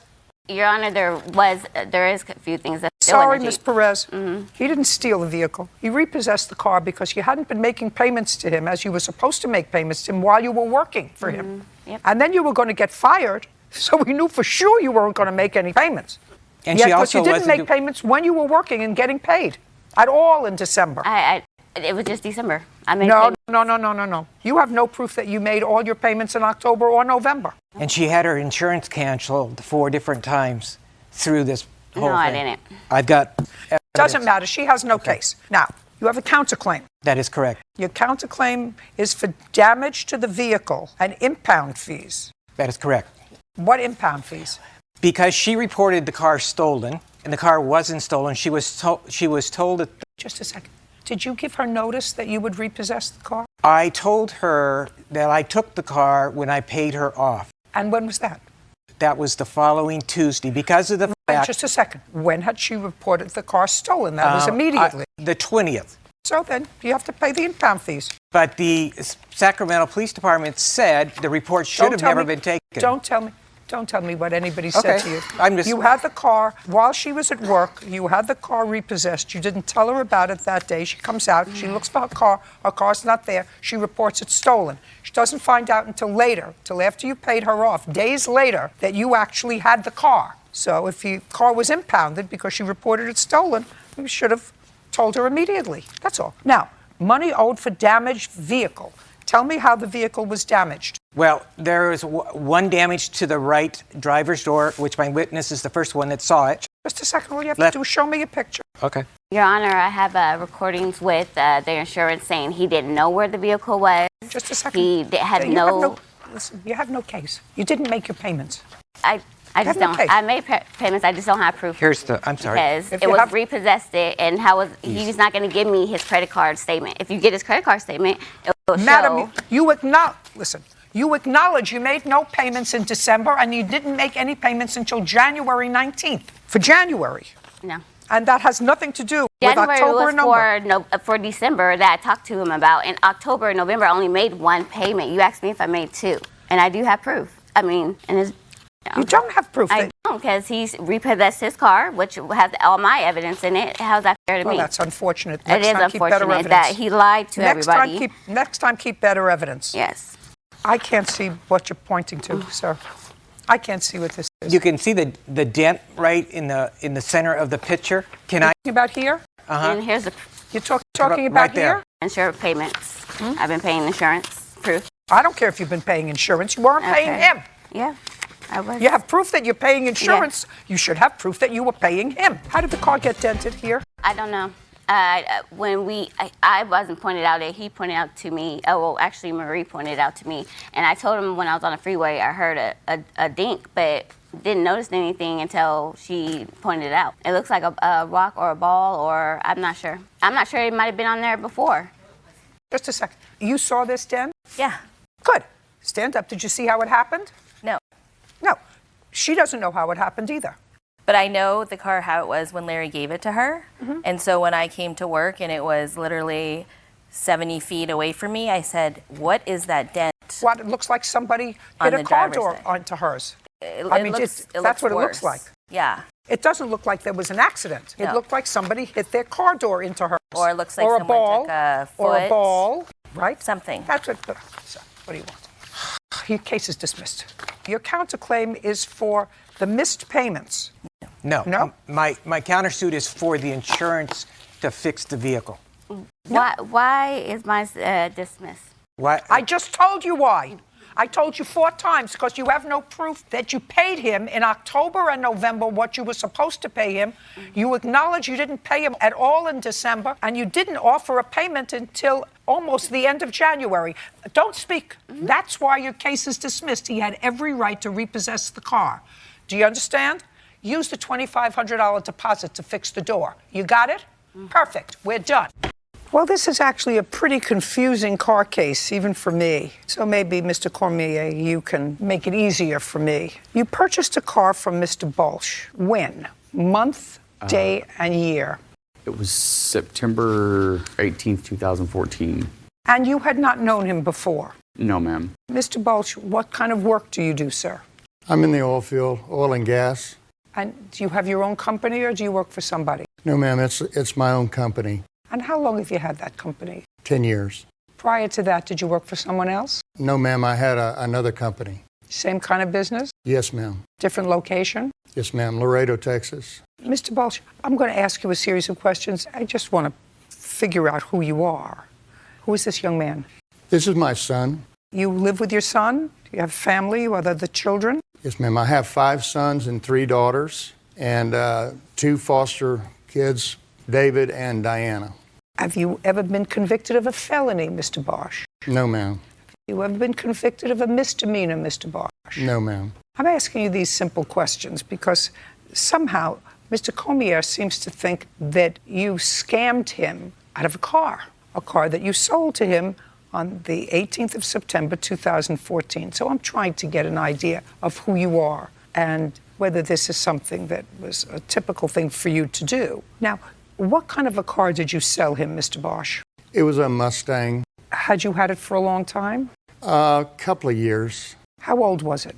I guess it was around 10 years old. And how much did you sell it for to Mr. Cormier?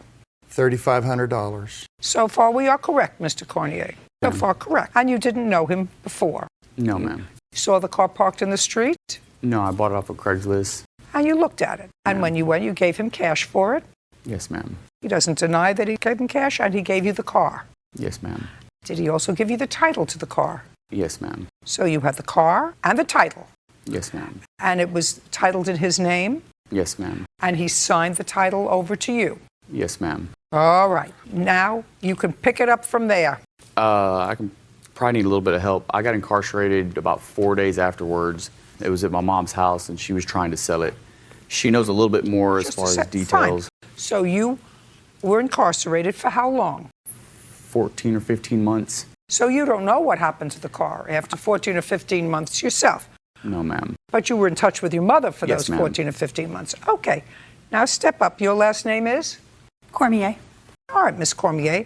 Now, your son is incarcerated for a year and a half. He has this Mustang that he has just purchased for $3,500. Pick up the story. Why is Mr. Bosch here today?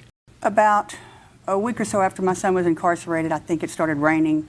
The Mustang had holes in the roof, and I had no key to it. The key was with my son down in Galveston, about 250 miles away. He suggested I contact Mr. Bolsh to see if he have a spare key, which he did. We met at his office, got the spare key. I explained to him I wasn't really sure about what I was going to do with the title. I needed to know the disposition of my son's case, if I would put it in my name, if I was going to sell it. You know, there was lots of different variables going on. And so we had faxed each other, had called each other on the cell phone. I got the key back. Bottom line is, your son never registered the car in his name before he was incarcerated. Right.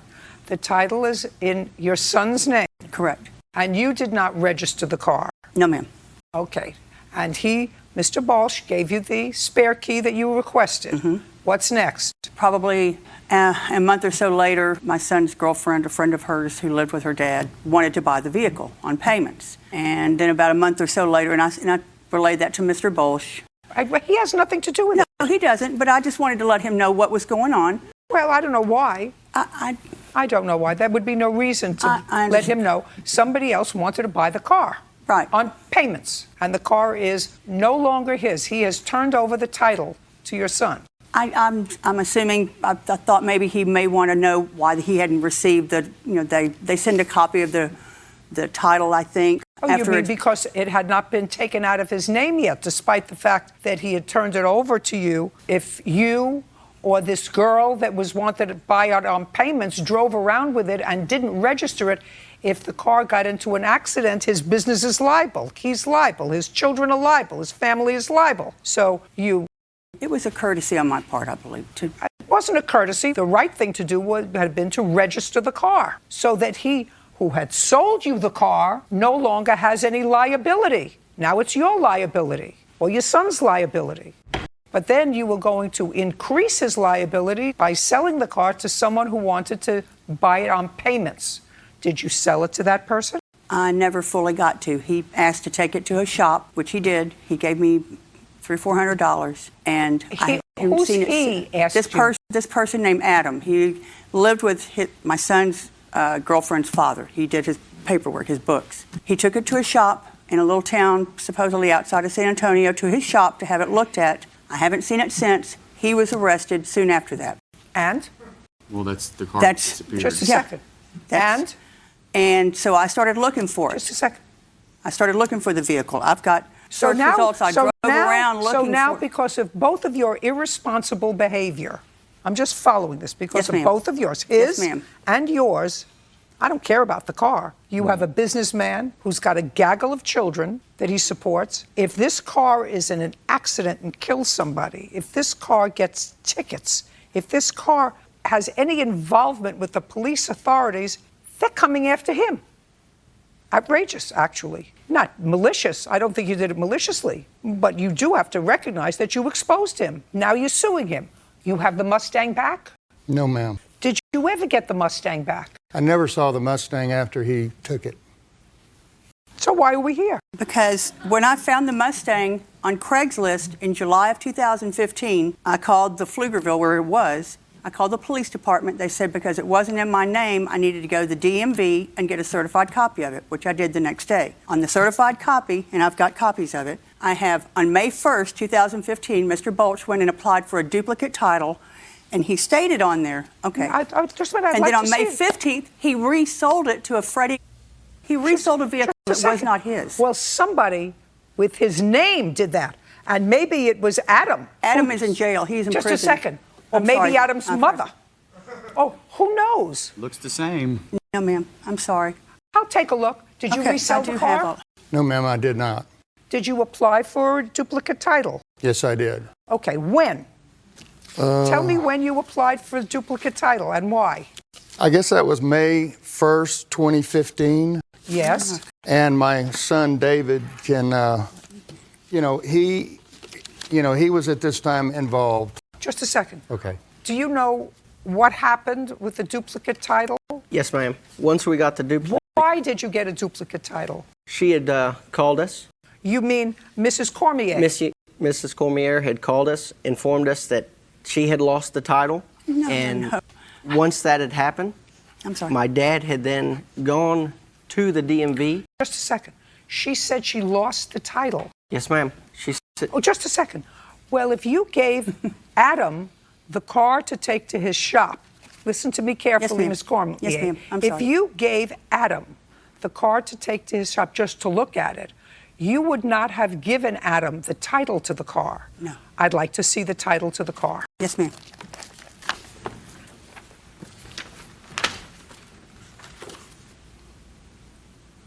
Well, one of the things you're supposed to do, Mr. Bush, is put in the date of the sale, because you signed this, as did Mr. Keith Cormier, but you didn't put in the date of this sale.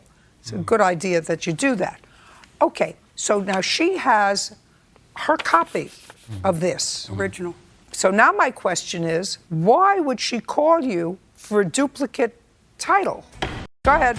Mrs. Cormier had then informed us that her son Keith was driving and the title flew out the window. That is the story that we got. We didn't ask no questions about it. We said, okay, but once we get this duplicate, we expect this car to be changed over. Now, my question to you is, did she ever tell you that her son was incarcerated? She did. We then asked if we could switch the title in her name. She made the date. She said, next Tuesday I'll be free. When she said that, we waited. We worked 2 blocks from the DMV. We said, we'll drive you over, we'll sign everything over there, and you can get it done. She never appeared on that date. She called 2 weeks later, and then we rescheduled it again. She did this a number of times, and she never appeared while it's still registered in Dad's name. It's no longer registered in your name? Not no more. Now, is it registered in the name of either of these 2 people? Do you know? No. No. Do you know that it's not? Yes. In whose name is the car registered? Freddie? And do you know who that is? Yes, ma'am. Who is it? It is a fellow who contacted me. He ran our license plate because the car was impounded twice. Car was impounded? Impounded twice. He contacted me, said he traded his car. He's about 17 at this time, and at the time that he contacted me, said he traded his car. They took his car and some money and gave him that car with no title. So he ended up getting pulled over, and they asked him who Bill Balch was. Do you remember the date of the call from Freddie? It was around May 15th, because that's the day that we transferred. So it was about a 15-day stretch. May 15th of what year? 2015. Did you ever receive any impound bills for your car? No, ma'am. Where had the car been impounded? Once was with her son, Freddie, in San Antonio. That's where the car was impounded at. I don't know if they parked it. All I know is we got a phone call, and Mrs. Cormier was trying to get it out of impound. I think it was a guy. I believe everything he says. I believe everything he says. Wow. Right, good. So I don't know where your car is. You should take responsibility. You got busted. Your mother did not take appropriate caution, so that Mr. Bosch had no responsibility for your car. You didn't take proper precaution. Your son didn't take proper precaution. And I find that neither one of these two people had anything to do with getting your car impounded, getting the title transferred, and reselling it. I don't see any evidence of that. None. Your case is dismissed. We're Hold on, done. ma'am. I have a picture right here that shows that the car is parked in front of my mom's house, October 2015. We are done. Why is Tuggles, what did you get arrested for in California? A robbery charge. Is that charge still pending? No. What happened with it? I served 2 months in jail. You served 2 months in jail in California for a robbery? Yeah. Was that your sentence? Yes. Did you plead no, guilty? My sentence was 4 months. Did you plead guilty? Yes, I did. Was Miss Little's car involved in that robbery? No, it was not. Then how come Miss Little's car was impounded? The car was impounded because we had got arrested inside the car. Oh, well, then it was involved in the robbery. Yes, because I had it in my it was in my property, yes. What does that mean? I was on camera getting into the car. They had camera proof, and they pulled the car over. Is this the first time you had been arrested? Yeah. Who were the other people you were with? I was with my friend Isaiah and my other friend Robert. Were they arrested too? No, they were not. Who did you rob? I don't know. Well, let's start this way. Was it a man or a woman that you robbed? It was a woman. Was it a young woman like me or an older woman? It was a young woman. Did you steal her bag? Yes, sir. Yes, ma'am. My fault. Now, did you go to California with your two friends? Yes, I did. And where does Miss Little live? She lives in Spokane, Washington. So there weren't ladies to rob in Spokane? You had to travel to California to rob somebody? The purpose wasn't to go there to rob anybody. Well, you mean that was just a spur-of-the-moment thing for you? Yeah. And you robbed her pocketbook because? It was a bad time. It was a bad time for her. Now, I'm asking you why you robbed the lady's bag. You went to California for what purpose? You borrowed Miss Little's car and you went to California. What did you go to California for? I went to California. I originally went to California, and one of my friends had a little family emergency. I took her down there. Dejana, she knew I had the car the whole time. Just a second. I know that you have this story well rehearsed in your mind. But that doesn't provide me with any interesting conversation, the story that you already have pre-rehearsed. What's the name of your friend that had a little family emergency? Isaiah. And what was Isaiah's emergency? I don't know. That's his personal business. I honestly have no idea. Well, he had to have told you if you took her car and drove from the state of Washington to the state of California. You're not stupid, are you? You would have said, what kind of an emergency do you have that you need me to take you to California? I honestly don't know. You mean your friend Isaiah just said, I have an emergency, can you drive me to California? Mm-hmm. Uh-huh is not an answer. Yes. And how long were you supposed to be in California? Just to go there and back, drive right back. There was no intentions to stay. And just so that I understand, there are no buses that go in between Spokane, Washington. Yeah, there is, but I also had permission to use the car, so. I didn't ask you about permission to use the car. I don't doubt that you had permission to use the car. I don't know if you had permission to go to California, but you had permission to use the car because you didn't have a driver's license. Did you have a driver's license? Yes, I did. Because you used to drive around Miss Little. Yeah. Of course. Mm-hmm. Yes. Yes. Now, I'm going to get back to this robbery for a moment just because I'm curious.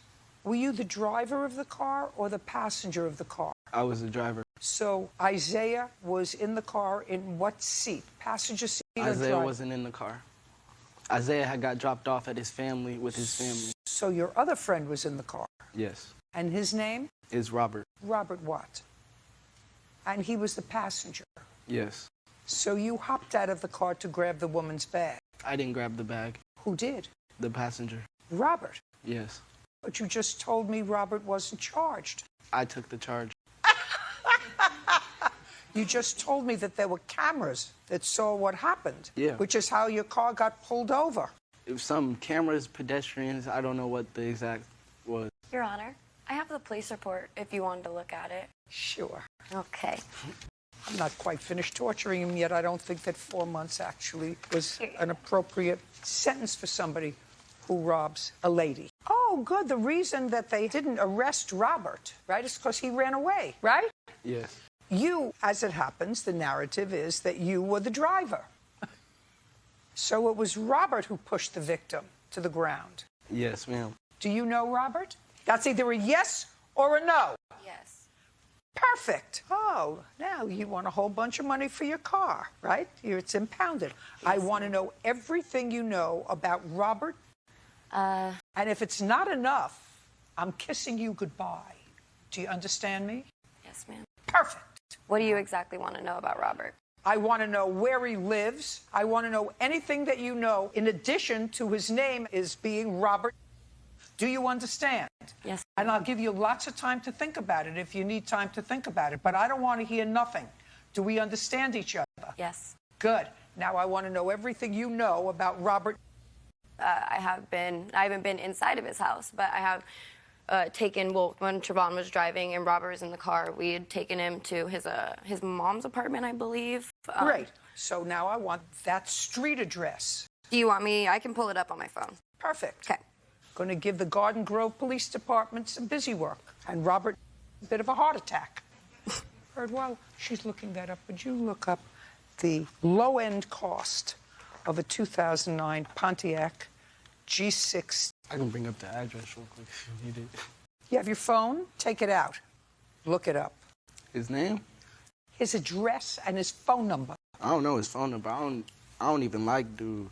So he lives right off of Colton. I can literally point which apartment is his, though. I don't know the exact address because, like I said, I've never been to his house. It was just we drove up to it and I saw what door he went into. So I have a picture Give me of the address on Colton. Says from the Google Maps, North Colton Street. I just don't know the exact apartment number because I've never been in his apartment. It's all right. The Garden Grove Police Department will contact you and you can show it to them. Okay. Why would they contact me, though? The case is done. No, the case against Robert isn't done at all. They couldn't find him. He ran away. Oh, yeah. Case against him is over. But Robert was the one who committed the actual robbery, according to the narrative. And you're going to help the Garden Grove Police find him. Oh, yeah, I've tried. When everything happened and he came back, I tried to give the cops to him. I tried to get him to my job, everything. Get who? To Robert. I tried to give the Spokane Police Department because they knew that he had been back from the whole situation, I guess, because I got contacted by investigators. And I kept trying to give, pretty much I tried to set him up. I was trying to set him up and give him to the cops because... What? She did that all on my behalf to help me get out of jail. You were driving the getaway car. I have absolutely zero misgivings about torturing you because he shoved her down, he took her wallet, he jumped into the car, and you were driving, and according to the police narrative, you sped away in a high-speed chase. Would that sound right? You want me to read it? Yeah, because I didn't go no high-speed chase. I pulled over in a Denny's parking lot and got out. Okay, here we go. Suspect 1 ran to the vehicle driven by Suspect 2, and both fled at a high rate of speed through a shopping center and neighborhood. That's according to the police department. Suspect 2 parked the vehicle and was physically confronted by a witness as Suspect 1 fled the scene. Suspect 2, that would be you, was detained. The wallet, victim's wallet, was located in Suspect 2's vehicle. That's your vehicle. Suspect 1 is still outstanding. What, are you kidding me? The wallet was returned to the victim, and Suspect 2, that would be you, also had an extraditable warrant out of Washington for him. I thought you said you'd never been arrested before. I haven't. I just had a warrant. I didn't know I had a warrant. Then it got brought up when I got arrested out here. What was the warrant for? Residential house burglary. What do you do? I'm a server. I've worked in food service since I was 16 years old. What are you doing with him?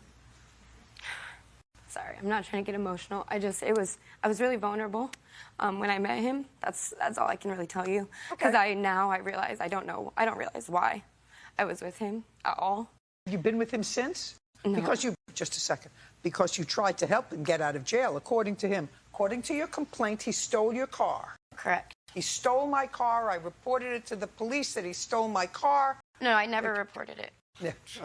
Good. I'm glad you said that, because if somebody steals your car, which is what you swore to in your complaint, then you don't try to get him out of jail, which is what you just told me. You try to set up Robert and give the police Robert, and he says, put your hand down, and he says you tried to do it in order to get him out of jail. Well, no, because obviously I got that police report and I found out and I talked to the investigator and they told me about what happened and what Robert did. And I found out Robert was the one who really robbed the person and caused all that with my car. And so, yeah, I was trying to give him to the cops.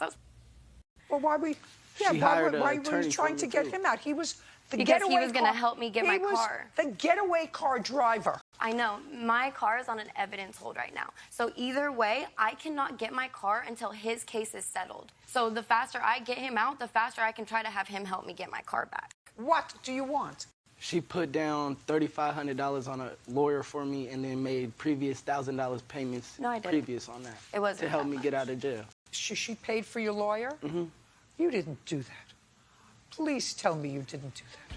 His mother was messaging me, telling me she cries herself to sleep, telling me she cries in the shower. She told me she wasn't rich. I was working 3 jobs, 90-hour weeks. His mom knew I had money. His whole family manipulated me because I worked so hard, and his whole family took advantage of me. And that whole time, I expected their help. And he got out, and he was running around Spokane. I have videos of him with guns. He doesn't do anything. He doesn't even work. Listen. I wouldn't touch him with a cattle prod.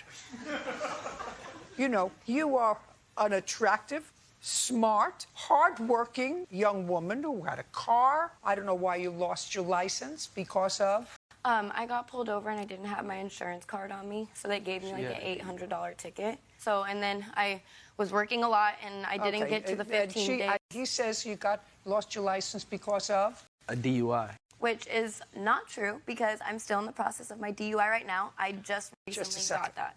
Okay. So what we're going to do is all tell the truth. Yeah. Do you understand? Absolutely. So you lost your license because you have a pending DUI, and they're allowed to take your driver's license away if you have a pending DUI. Yes, but my hearing hadn't happened yet. Doesn't matter whether your hearing has happened yet. They can take away your license without a hearing. They told me my license was suspended because of an unpaid traffic ticket the first day that I went to court. So now we have no insurance and a DUI arrest. No, I have insurance. I have proof of insurance. Just a second. And a DUI arrest. Yes. Good. You have the title to the car? I'd like to take a look at it. You bought this car in April of 2017? Yeah. I barely have. Who did you buy it from? AutoNation. I also have that if you'd like to see the bill for that, for my car. I'd like to see it. The actual original copy is in my car and I can't get it. So this is what the AutoNation company sent me. Or do you have a current price in that car? $1,402. $1,402? Right. Judgment for the plaintiff in the amount of $1,402. We're done. Thank you. I worked really hard. I paid for that car myself. I did not steal her car. She gave me full permission to have her car. He was really sweet. Told me he wanted to kind of start a life with me. I got sorrow for her. I feel her, for real. Then he just did what he did to me. Mr. Sylvester, you and the defendant worked together. Yes, Your Honor. Where did you work? We worked at Kazuki Ramen. It's a ramen house, a restaurant. How long had you been working there? We both worked there for about 5 months. I was there in the opening, so was he. So we opened the restaurant together, basically. Did you know each other before you opened the restaurant? No, Your Honor. And there came a time when you decided to room together. Was that a permanent arrangement for you or a temporary arrangement for you? Definitely temporary. It was kind of more of a personal favor. The apartment was far away from downtown, and at the time I wasn't driving, so he pretty much just asked me, could you please, because we went and saw the place together, the landlord liked me, they're like, could you please just move in for a couple of months until you find another arrangement, which I did allow, but I didn't want to be on the lease, and I wanted to pay less than him because I knew I wouldn't be there as frequently. Were you on the lease? No. Only you were on the lease? That's correct. Okay. Did you put down security deposit? Yes. How much? $350. And you moved out after a couple of months? Just 1 month, really. 2 months. I thought it was 2 months. 2 months. Did you give him his security deposit back? I returned $250 of his security deposit back. Why? I withheld $100 for outstanding bills from the months that he had lived I've there. never seen a dollar from Just a second. What bills? I have a garbage bill, a cable bill, and an electric bill. And how much do all of those bills add up to together? They totaled $269.84. Bird, would you show those to the plaintiff, please? Because we're going to get to the crux of this case in a minute. The previous payment is here, and then this is the actual bill from that time. Yeah, no, I've seen the bills. I paid him in cash for these bills. I never saw $1 from the deposit. It was $350. I also helped him out for. There's one issue in this case, and I'm not getting involved with your $250 and $350 because it was my understanding from reading your complaint, sir, that he did give you some money back from the. No, I never received $1 from the deposit or the rent that's owed.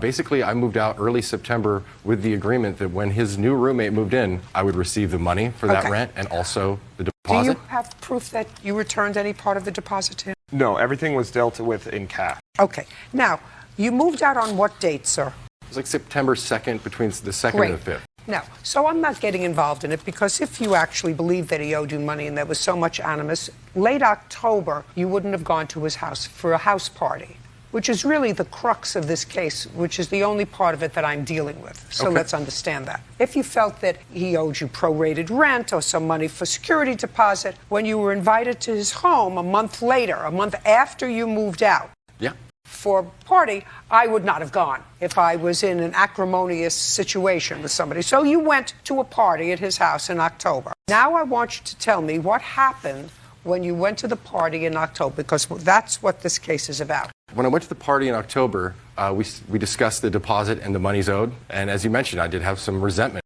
You shouldn't have gone. Yeah, I really shouldn't have gone. Right. Guaranteed. Okay.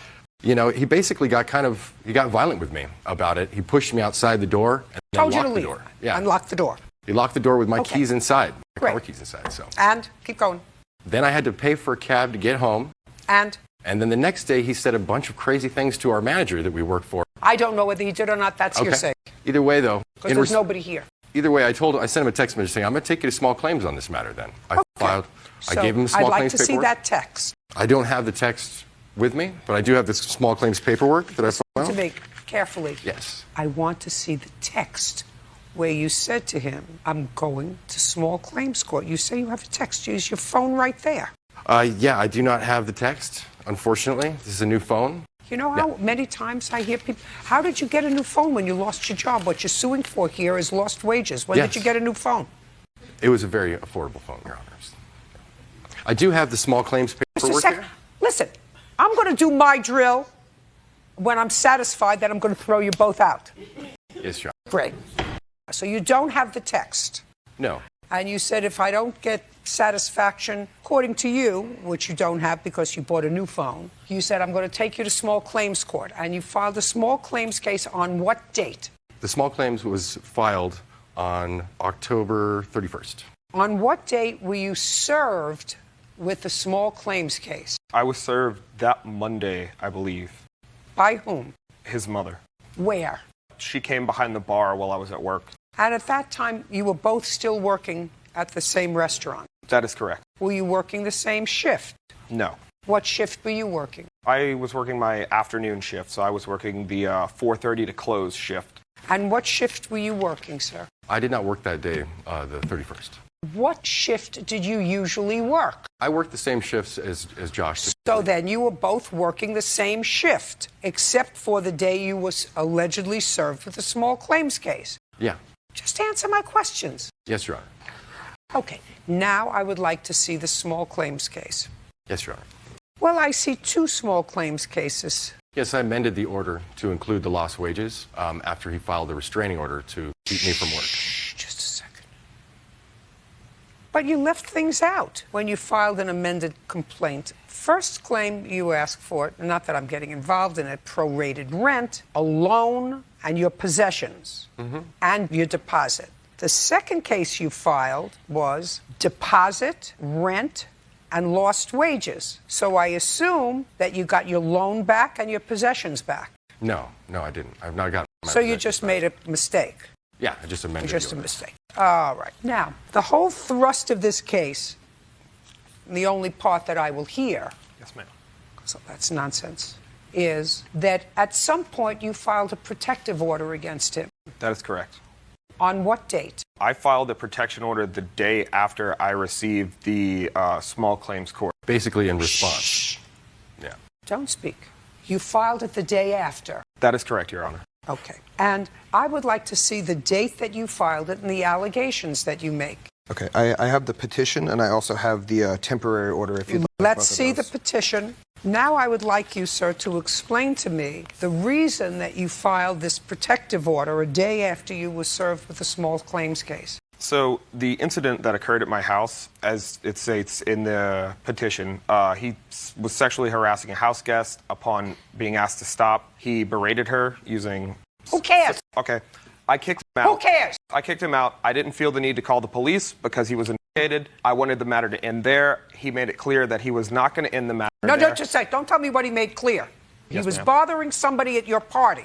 That person didn't file a protective order against him. You did. And I want you to tell me what he did that inspired you after you were served with a small claim case to file a protective order.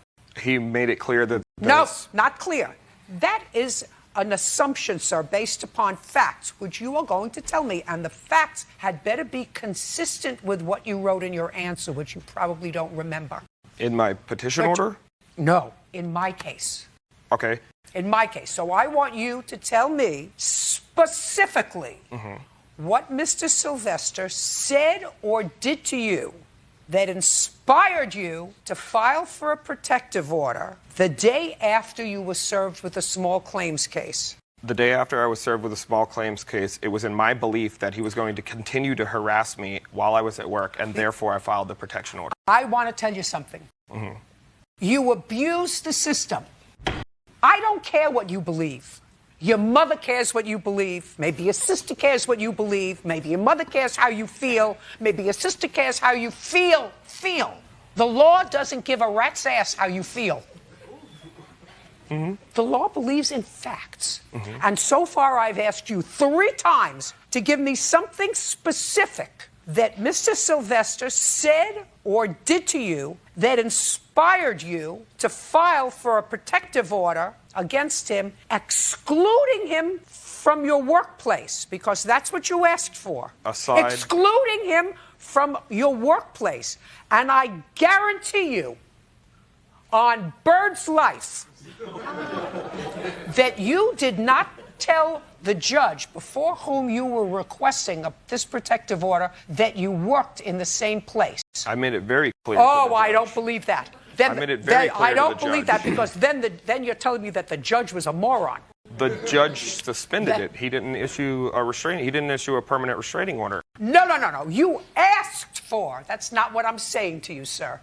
Let's make ourselves perfectly clear. Yes, ma'am. You requested a protective order on an emergency basis, excluding him from your workplace. That's correct. And the judge granted that application on an emergency basis, therefore making it impossible for him to go to work. And I guarantee you that you didn't tell that judge who granted the temporary restraining order based on this nonsense that he was a fellow worker along with you. You may have told the judge who heard the final order of protection and denied it because you were not granted a final order of protection, right? No, but I No. disclosed his working location when the judge asked where the perfect place for service would be, service of the actual Listen, document. I think that you overstepped it and you abused the system and you abused him.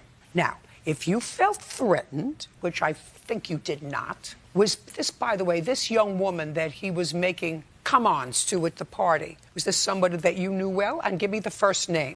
Her name was Van Lynn, and yes, it is somebody that I know well. Is it somebody that you were dating? You could What say is that. That's either a yes or a no.